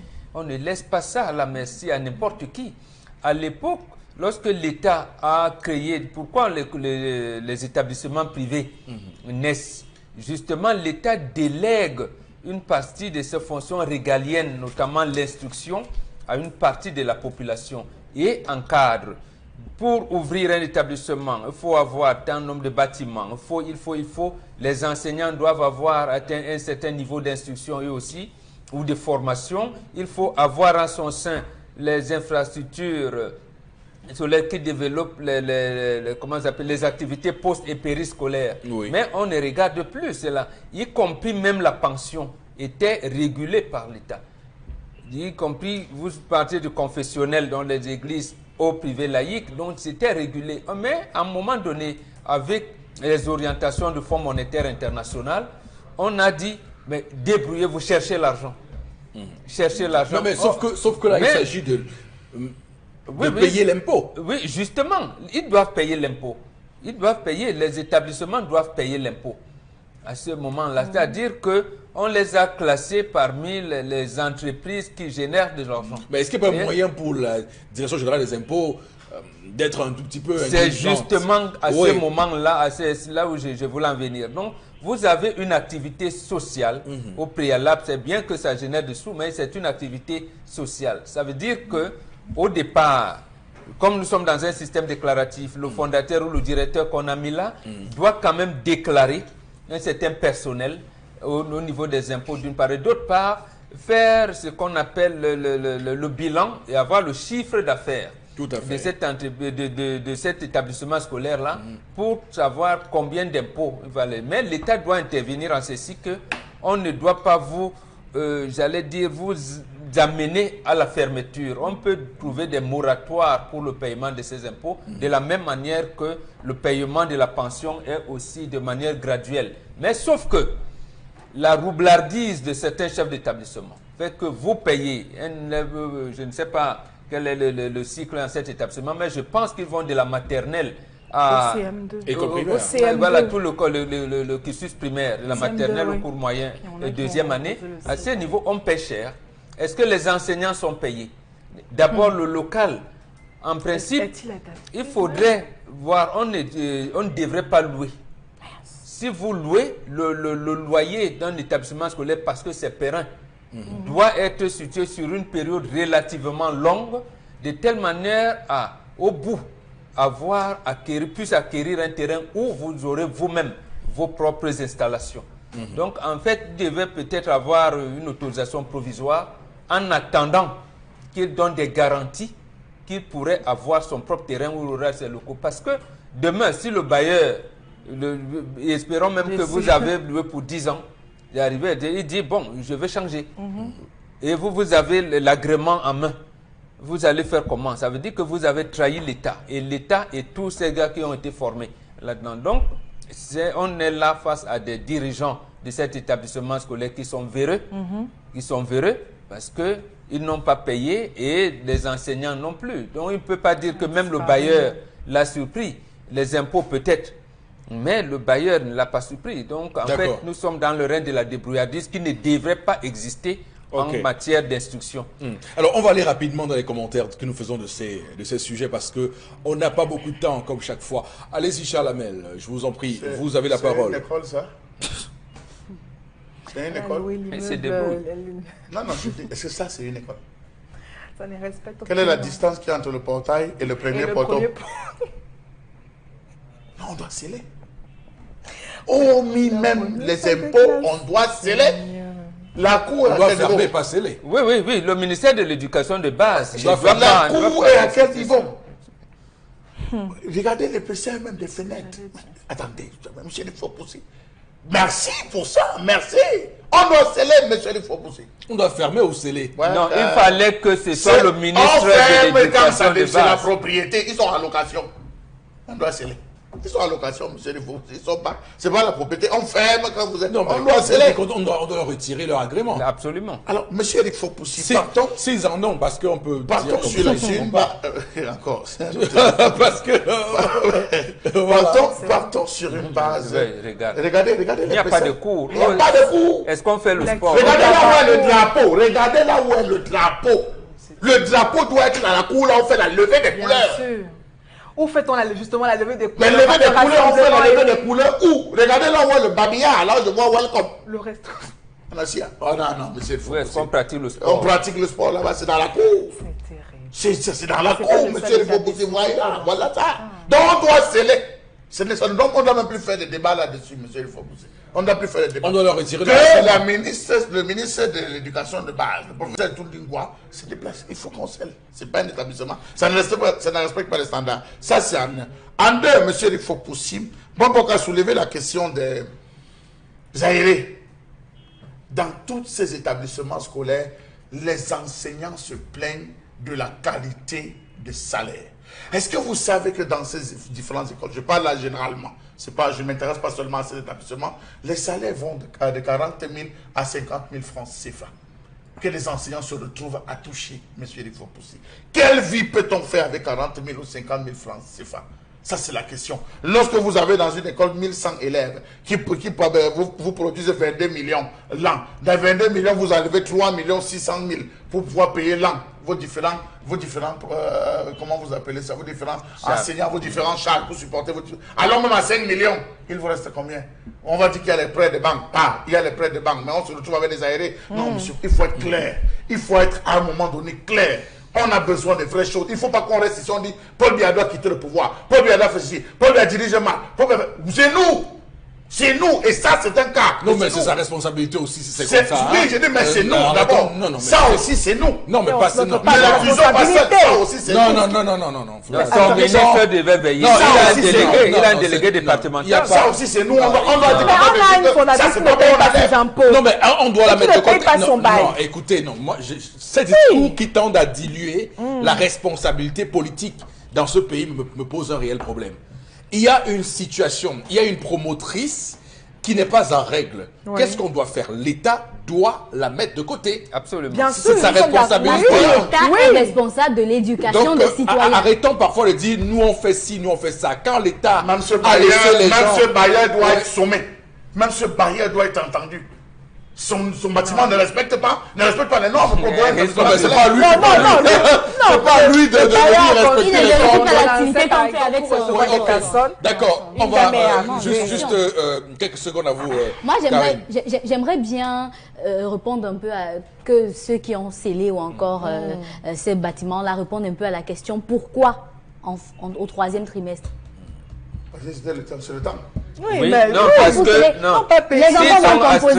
s'ils sont assujettis à la patente, le 15 mars au plus tard, ils doivent déposer leur déclaration statistique et fiscale. Donc, ils sont dans des délais. Et les enfants, qu'est-ce qu'ils vont faire? D'accord. Alors, moi, je voudrais revenir sur la responsabilité politique du gouvernement et du chef de l'État sur la question de l'éducation au Cameroun. On a vu des pays où c'est une politique qui est conçue. On a un projet pour l'éducation. Lorsqu'on a un homme politique et le ministre est un homme politique, le président est un homme politique, on conçoit un projet politique. Mais le Cameroun est depuis des années dans une forme de navigation à vue où c'est la Banque mondiale, l'UNESCO, l'UNICEF qui viennent nous pourrir avec des programmes qu'on subit. Et c'est pourquoi on arrive à ça, parce qu'il n'y a pas une réelle pensée, il n'y a pas une réelle projection de ce que l'on veut pour l'éducation des Camerounais. L'école de la République, Chalamel, c'est ça, c'est un projet. On pense, on est en politique pour penser ça, pour dire qu'est-ce qu'on veut pour l'école au Cameroun. Et on voit bien que notre gouvernement fonctionne à tâtons, navigation à vue, il n'y a pas un projet précis. C'est pourquoi on constate qu'il y a justement ces cas-là, c'est pas le seul cas. On voit ça partout. On voit ça partout à Douala. Vous dites qu'il n'y a pas de cours, mais vous n'êtes pas, vous marchez à Douala, vous voyez des élèves qu'on promène partout dans la ville parce qu'ils... Non mais écoutez, attention, je veux dire qu'il y a clairement un problème de conception et de mise en place d'une politique d'éducation au Cameroun. Alors, une fois qu'on a dit ça, Florazé, on va passer à la seconde information. Oui. Il faut pousser. Alors, on a également par rapport à l'incendie de Notre-Dame de Paris, une sortie justement du ministre Momo sur la toile. Lui également est sous le choc après cet incendie et il a même fait une publication sur sa page Facebook où il invite la diaspora camerounaise à se mobiliser et surtout à manifester pour soutenir la France dans cette douleur. Donc il demande justement au peuple camerounais, en tout cas la diaspora, de descendre ce samedi. Il a donné une heure vers 15 h. Avec des pancartes de soutien justement à la France, à la suite justement de l'incendie de Notre-Dame de Paris. Surveillons se souvient lundi dernier. Alors, vous pouvez imaginer les réactions à côté de cette sortie de notre ministre Jean de Dieu Momo, qui justement n'est pas allé, il a écrit, il a exprimé justement à travers sa page Facebook, justement, et il demande de ne pas s'aligner vers certains agitateurs. C'est lui qui l'a écrit, qui veulent déstabiliser, etc. et tout. Donc, il demande à la diaspora de se rassembler plutôt pour soutenir la France qui vit justement ce moment très terrible en tout cas. Voilà, c'est l'information du jour en tout cas qui fait le buzz sur la toile. Je ne vais pas revenir sur les différents cris d'incendie que nous avons eus et puis justement l'absence même de nos dirigeants sur le terrain ou la promptitude également qu'on aurait voulu avoir sur le terrain. Il y a tellement eu de crises et autres phénomènes sociaux qui se sont déroulés. On n'a pas eu justement autant d'ardeur justement, mais on a eu cette sortie Eric Fopoussi et voilà, je vous laisse le soin de donner justement vos avis par rapport à ça. Avant que Chalamel, Borobenga et Garine ne prennent la parole, alors j'aimerais juste dire quelque chose sur ce qu'on observe depuis quelque temps. Il nous souvient que le même Momo, qui est ministre délégué, il faut le dire, avait, en son temps, lorsqu'on parlait des personnalités camerounaises qui devaient être sanctionnées par les États-Unis, avait à son époque dit qu'il était un ami des États-Unis et qu'il ne comprenait pas que son nom puisse fuiter comme étant un probable sanctionné. Alors, il faut dire quand même qu'il y a une volonté de la part du gouvernement camerounais de faire patte blanche au sein des grandes puissances. Parfois, on dit que lorsque ces grandes puissances-là agissent, on monte au créneau pour dire non, le Cameroun est un État souverain et tout, il n'y a pas d'ingérence. Mais il y a aussi à côté, voilà, une forme d'opération lèche-botte qui se passe. J'ai appris hier, tout simplement hier, que Thibon Nagui, qu'on avait accablé de tous les noms d'oiseaux lorsqu'il avait parlé du Cameroun avant d'être au Cameroun. Hier, j'ai appris qu'il a été élevé par le président camerounais à la dignité de grand officier de la valeur. Vous voyez, donc vous comprenez qu'il y a aussi une volonté parfois de séduire ces gens-là pour qu'ils aient un regard différent. Donc ça peut expliquer pourquoi le Jean de Dieu Momo s'exprime comme il a fait. Alors bon, comment vous avez accueilli ça? C'est, on va dire quoi, opération de lèche-botte? Oui, la honte. Oui. Deux choses. La première, que le ministre Momo sache que le palais de justice de Ndokoti a été inondé il y a 2 semaines. Deuxième chose, que le palais de Ndokoti de Kounou, de Bonabéry, le palais de justice, bien entendu, ont été construits par l'Union européenne. Il vous dira qu'il est ministre délégué. Ils ont été construits par l'Union européenne. Il appartient à un gouvernement qui a exclu la diaspora. Qu'il demande donc à la diaspora de venir aider le Cameroun, parce que je me limite à son ministère, de venir aider le Cameroun à mobiliser les fonds pour construire les palais de justice. Parce qu'en principe, nous devons avoir un tribunal de première instance dans chaque arrondissement. Dans chaque arrondissement, nous en avons 360. Oui. Donc, il mobilise la diaspora pour cela. Ce serait encore bien. Et à ce moment, on pourra former d'autres magistrats pour le faire. Qu'il laisse ce qui concerne la France là-bas. Ok, d'accord. Bon. Alors, le ministre Momo, je me pose la question, à quel moment il agit comme ministre délégué? Parce que j'ai le sentiment que depuis qu'il a été nommé, il est plutôt, connu pour ses actions qui n'ont rien à voir avec la justice, qui n'ont rien à voir avec son ministère. Alors que son supérieur hiérarchique est calme, calme comme un cap. Voilà, en tout cas. Donc, Chalamel, à quel moment il travaille le ministre Momo? Parce que il est ministre délégué chargé de la communication, M. Eric Fopoussi, à tout vent.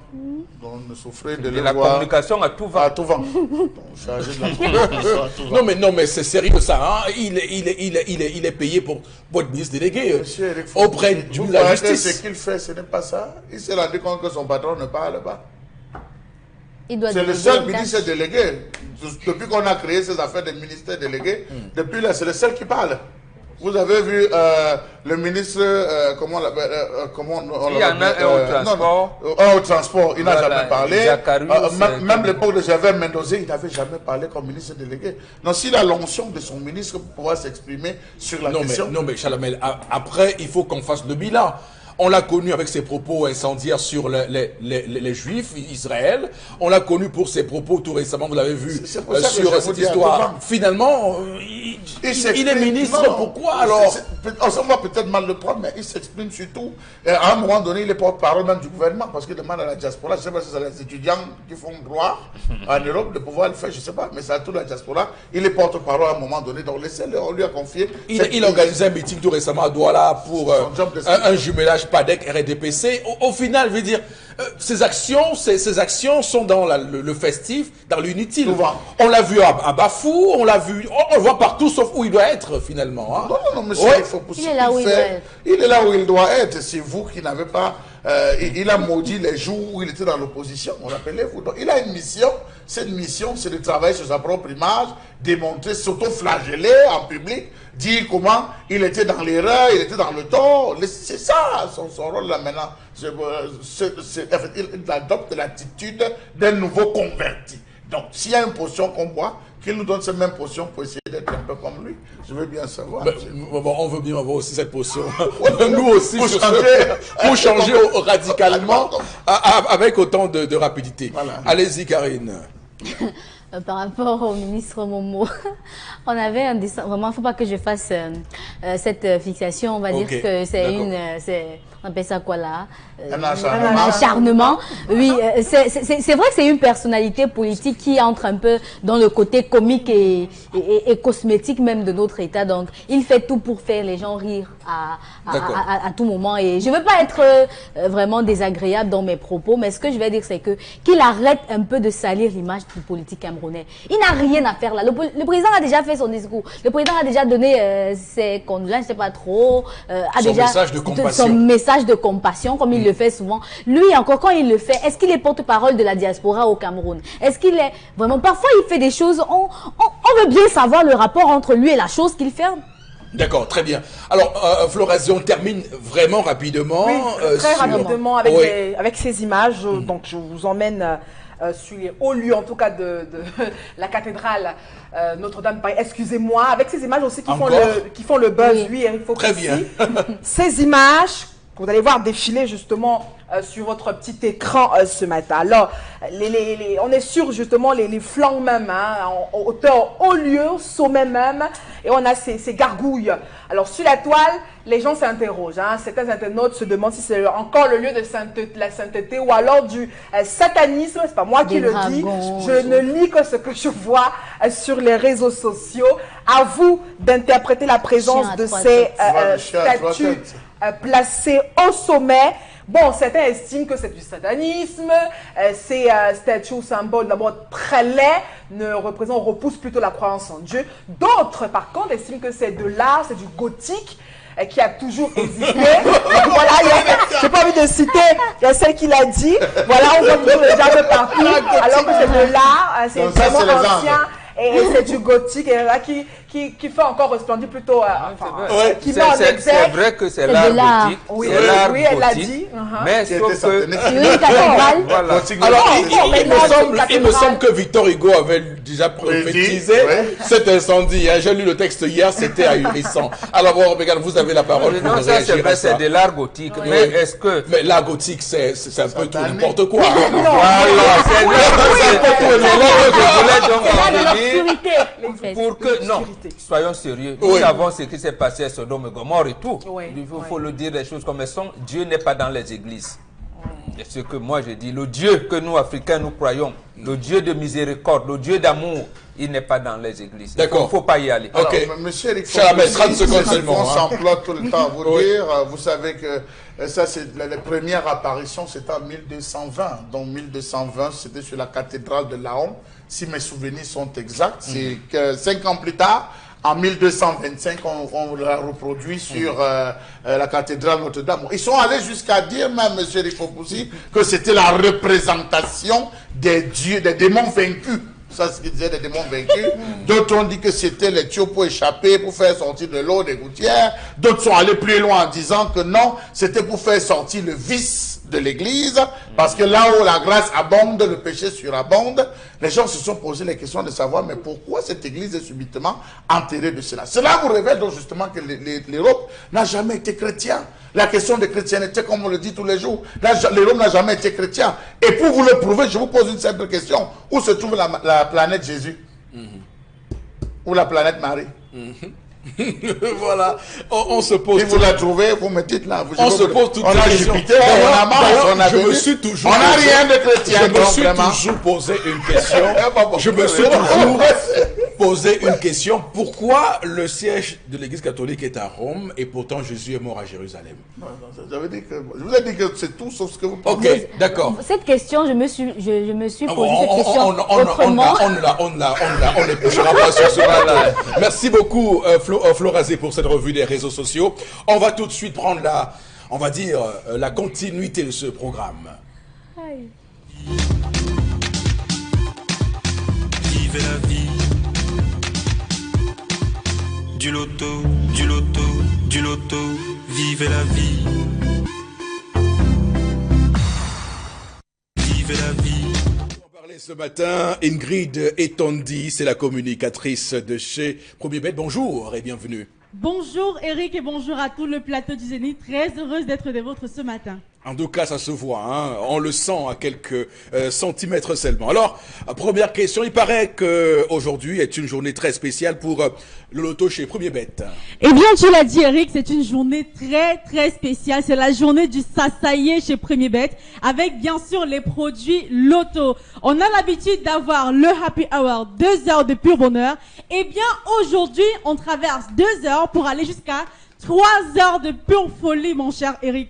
2 heures, c'était pas suffisant pour nos chers amis parieurs. Ils avaient envie d'aller au-delà, d'avoir beaucoup plus de chances de remporter des millions avec une magnifique promotion. Eh bien, on a répondu à vos interrogations, à vos questions. On vous donne 3 heures de pure folie. Le Happy Hour, c'est aujourd'hui, bien sûr, à partir de 16 heures et ce jusqu'à 19 heures. Vous êtes servis, très chers amis parieurs. N'y allez pas de main morte. Donnez-vous la possibilité de remporter jusqu'à peut-être 300 millions de francs CFA ou peut-être Super 4 cagnotte qui a comme jackpot aujourd'hui 30 millions et 400 000 francs CFA. Donnez-vous les moyens, la possibilité de remporter cet argent en validant simplement votre ticket. Et comme vous le savez, le principe du Happy Hour est très simple. Le premier ticket acheté, le second vous est vendu à moitié prix. Ça veut dire quoi? Au loto Super 4 cagnotte, le ticket vaut 300 francs CFA. Si vous achetez le premier ticket à 300 francs CFA comme d'habitude, le second vous est vendu à 150 francs CFA seulement. Eh bien, on y va du côté du loto 5,90 dans le ticket. La combinaison coûte 50 francs CFA seulement. Imaginez-vous avoir deux combinaisons de loto 5,90 à 75 francs CFA seulement. Vous côtoyez les millions à 75 francs CFA seulement. Alors, s'il vous plaît, ruez-vous vers les kiosques et les agences Premier Bet. Repartez avec vos tickets de Loto Super 4 cagnottes, Loto 5,90 ou encore le Loto Ghana, le loto célèbre, le plus célèbre d'Afrique. Tout simplement, repartez avec vos tickets en main pour repartir, pourquoi pas, avec les millions ce soir. Je reprends de 16h à 19h, le Happy Hour, 180 minutes de pure folie, c'est le ça y est. On vous attend dans les kiosques et les agences. Bonne chance à tous. Ma très chère Ingrid, vraiment impeccable pour ceux qui souhaitent bénéficier de tout cela. Alors, comment faire pour gagner au loto le plus célèbre d'Afrique? Il s'agit bien sûr du Loto Ghana. Eh bien, le Loto Ghana, comme tu l'as dit, le loto le plus célèbre d'Afrique, 40 ans d'existence si je peux me le permettre.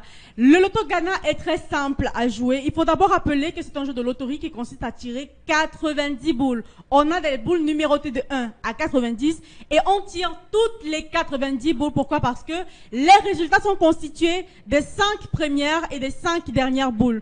Donc, on a 3 options de jeu, 3 options pour remporter du pactole. Vous avez la première qui est celle des 5 premières boules, comme son nom l'indique. Les résultats regardent uniquement les 5 premières boules. Vous avez également la deuxième option, Turbo 2. Vous jouez 2 numéros et vous êtes payé selon la position des numéros que vous avez choisis dans l'arrivée des 5 premières boules uniquement. Et enfin, l'option double chance, comme son nom l'indique. Vous avez 2 fois plus de chances de remporter de l'argent parce que vous avez les 5 premières boules et les 5 dernières boules. Si vous choisissez par exemple de jouer 2 ou 3 numéros en double chance, si vos numéros apparaissent dans les 5 premières boules, vous gagnez. Si vos numéros apparaissent dans les 5 dernières boules, vous gagnez également. Donc, 2 fois plus de chances de gagner. Et je ne vais pas repartir sans parler, bien sûr, du journal qui vous permet d'avoir les statistiques du Loto Ghana. Vous avez toutes les stats de la semaine avec chaque tirage qui a un nom spécifique. Aujourd'hui, par exemple, nous sommes mercredi et c'est le tirage Midweek. Vous avez les statistiques du tirage Midweek jusqu'à mercredi dernier. Les numéros chauds, les numéros froids, les numéros qui sont les plus tirés dans les 5 premières boules, les numéros les plus tirés dans les 5 dernières boules. Vous avez toutes les cartes en main, vous avez toutes les armes pour décrocher les millions avec tous les produits loto de la maison Premier Bet. Alors, on vous attend dans tous les kiosques et toutes les agences. Profitez du Happy Hour, 3 heures, 180 minutes de pur bonheur et de pure folie. Bonne chance à tous. La maison Premier Bet avec vous, Ingrid, très chère, étant dit. En tout cas, très très bonne journée, merci. Merci à vous et bonne chance à tous les amis parieurs. D'accord, très bien. Amis parieurs, avec nous également sur ce plateau, voilà, monsieur ce matin, on va tout de suite prendre interpellation. On écoute un Camerounais qui va s'exprimer sur un sujet précis et nous serons de retour dans un coup récent pour faire des commentaires sur ce plateau. Regardez. Et moi, je pense que pour le développement du pays, il faut d'abord passer par l'emploi des jeunes. Il faut que les jeunes aient de quoi faire pour pouvoir développer le pays.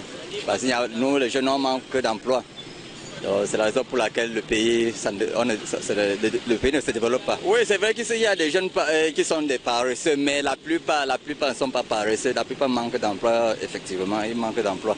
C'est vrai qu'il y a ceux qui sont paresseux, mais ce n'est pas de la part de tous les jeunes quand même. Voilà, la question de l'emploi, il faut l'emploi dans ce pays. Bon, Bengan, le commentaire du compatriote, comment vous l'accueillez, comment vous le commentez? Et très bien, justement, vous avez dit tout à l'heure que la politique doit définir. Quand on dit aux jeunes qu'ils ont le fer de lance de la nation, ça veut dire qu'on crée les perspectives pour leur épanouissement. Et quand ça ne veut pas... On y met un contenu au moins. Voilà, tout à fait. Oui. C'est donc semblable à ce planteur qui vous dit, je vais renouveler ma plantation et il est en train de brûler sa pépinière. D'accord. C'est le cas que nous vivons. Voilà. On n'aurait pas eu une meilleure image que celle-là, Lucas. Ce matin, madame, monsieur, on va basculer au plateau B pour aller prendre Constilamine et la nuit de l'ambiance BCBG. Bah oui, c'est pour bientôt et c'est vraiment quelque chose de très très intéressant À suivre pour cet événement, on va dire que c'est Consti Lamine et la gamme Ahmed Mira qui se mettent ensemble pour cet événement qui annonce du spectacle, du spectacle évidemment, la nuit de l'ambiance BCBG organisée par Consti Lamine. Consti Lamine et la gamme Amel Miracle présentent la nuit de l'ambiance BCBG le vendredi 26 avril 2019 dès 21h à la prestigieuse boîte de nuit ACVIP Nightclub située derrière Antenne Kotor à Bonamoussadi, Douala. 11 spectacles inédits. Le grand notable Afo Akom. Du rire avec Moustique le charismatique. Toi tu n'as qu'à porter la veste, c'est comme si je suis en cellule. Moi je suis pas habitué. Le prince du Bikutsi, Govinal.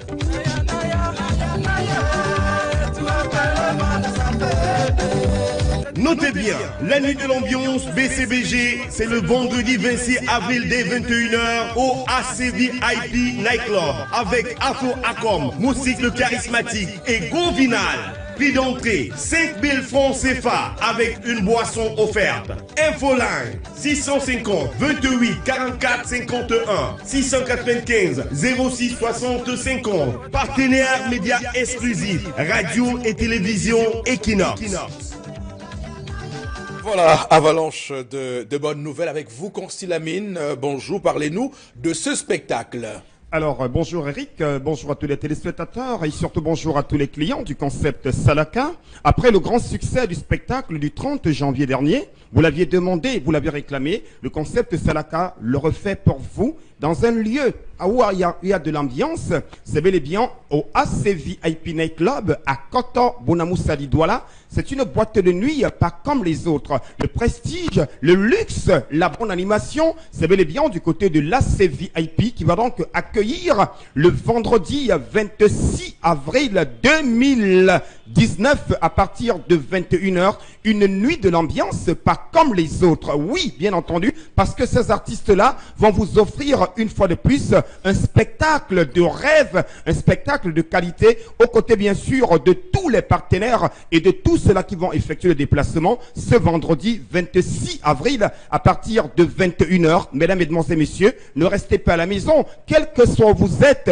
Après avoir travaillé de lundi à vendredi, on a besoin de se détendre le vendredi soir, se reposer le week-end et commencer la semaine prochaine en beauté, raison pour laquelle Consti Lamine et tous ses partenaires vous offrent ce spectacle baptisé la nuit de l'ambiance BCBG qui, je rappelle, aura lieu le 26 avril 2019 dès 21h du côté bien sûr de l'ACVIP Nightclub. C'est à Kotor, Bonamoussadi, Eric.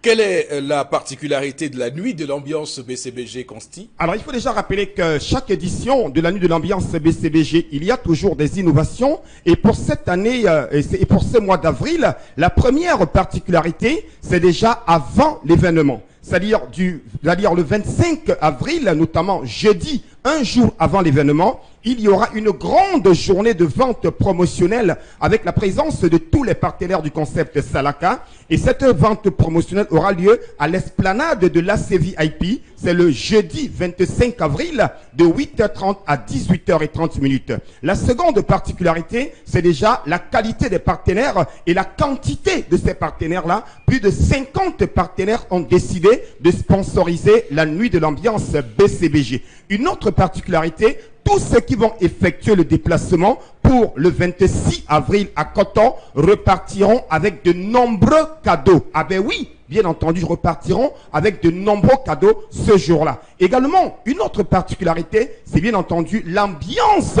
que vous aurez ce jour-là, la qualité du spectacle, la qualité de l'animation. Mesdames, Mesdemoiselles, Messieurs, il y a de quoi effectuer le déplacement le vendredi 26 avril dès 21h du côté de Kotor pour vivre la nuit de l'ambiance BCBG. On va rapidement terminer puisque le temps qui est prévu est écoulé. Les prix d'entrée et les points de vente de billets et votre mot de fin. Hein. Et déjà, il faut rappeler que oui, les prix d'entrée est de 5 000 francs avec une boisson offerte.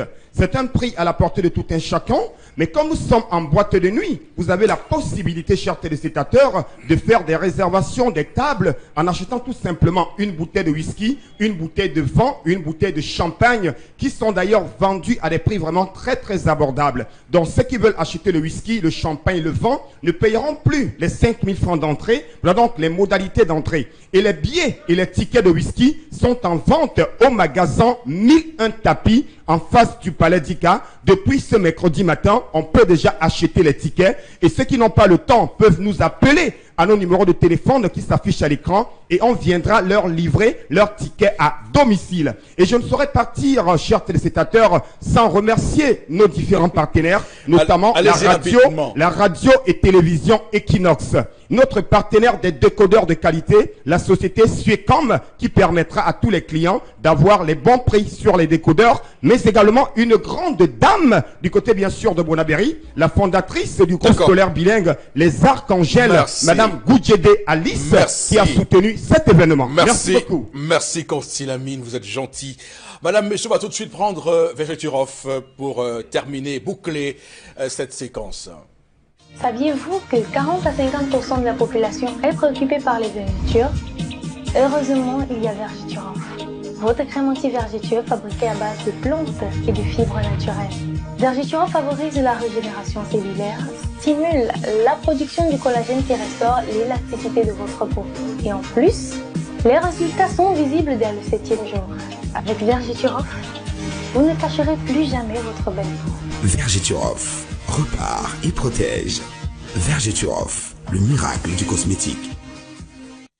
Le miracle du cosmétique avec nous ce matin, Miss Vergeturov. Bonjour et bienvenue. Bonjour Eric Fopoussi, bonjour à la grande équipe du Zénith, bonjour fidèles téléspectateurs de télévision Equinox. Alors nous sommes à vous, hein? Allez-y. Alors ce matin, je viens encore réitérer, c'est qu'elles sont nombreuses à savoir déjà.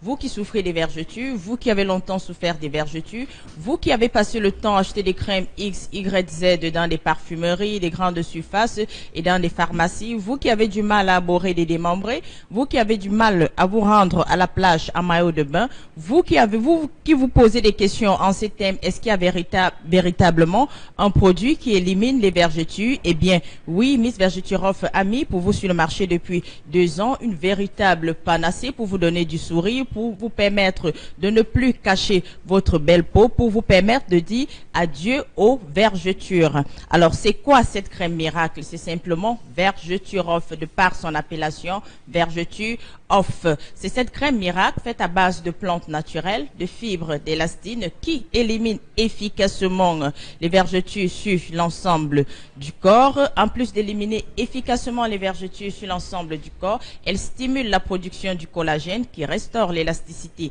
de la peau. Elle favorise la régénération cellulaire.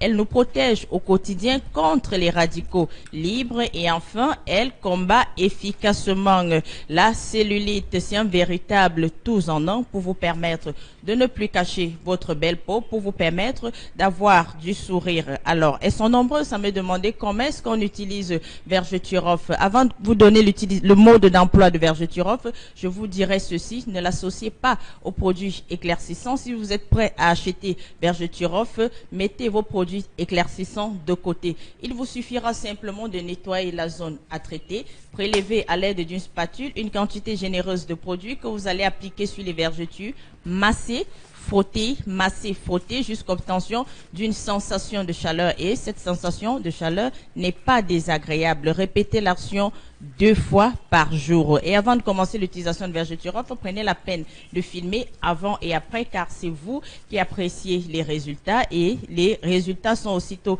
visibles après 7 jours. Je reprends: ne l'associez pas aux produits éclaircissants, ne l'utilisez pas simultanément aux produits éclaircissants. Appliquez uniquement Vergeturov sur la zone à traiter. Vergeturov est super efficace sur les vergetures dues à une prise ou alors à une perte brutale du poids. Vergeturov est super efficace sur les vergetures dues à l'utilisation des produits éclaircissants ou alors les vergetures dues à une transformation hormonale. Ici, je vais donner la particularité de Vergeturov, c'est son petit prix, 6 500 francs. 6 500 francs pour avoir du souris. C'est également son efficacité qui n'est plus approuvée. C'est également sa double, triple protection contre les intempéries. Je vais citer quelques points de vente dans la ville de Douala parce qu'ils sont assez nombreux. Parfumerie Mormi, parfumerie Tata Solo du côté du marché central, parfumerie Marie-Yvette du côté du marché de Ndorbassi, parfumerie Éminence du côté du marché des Dos. Les points de vente étant si nombreux, appelez-nous simplement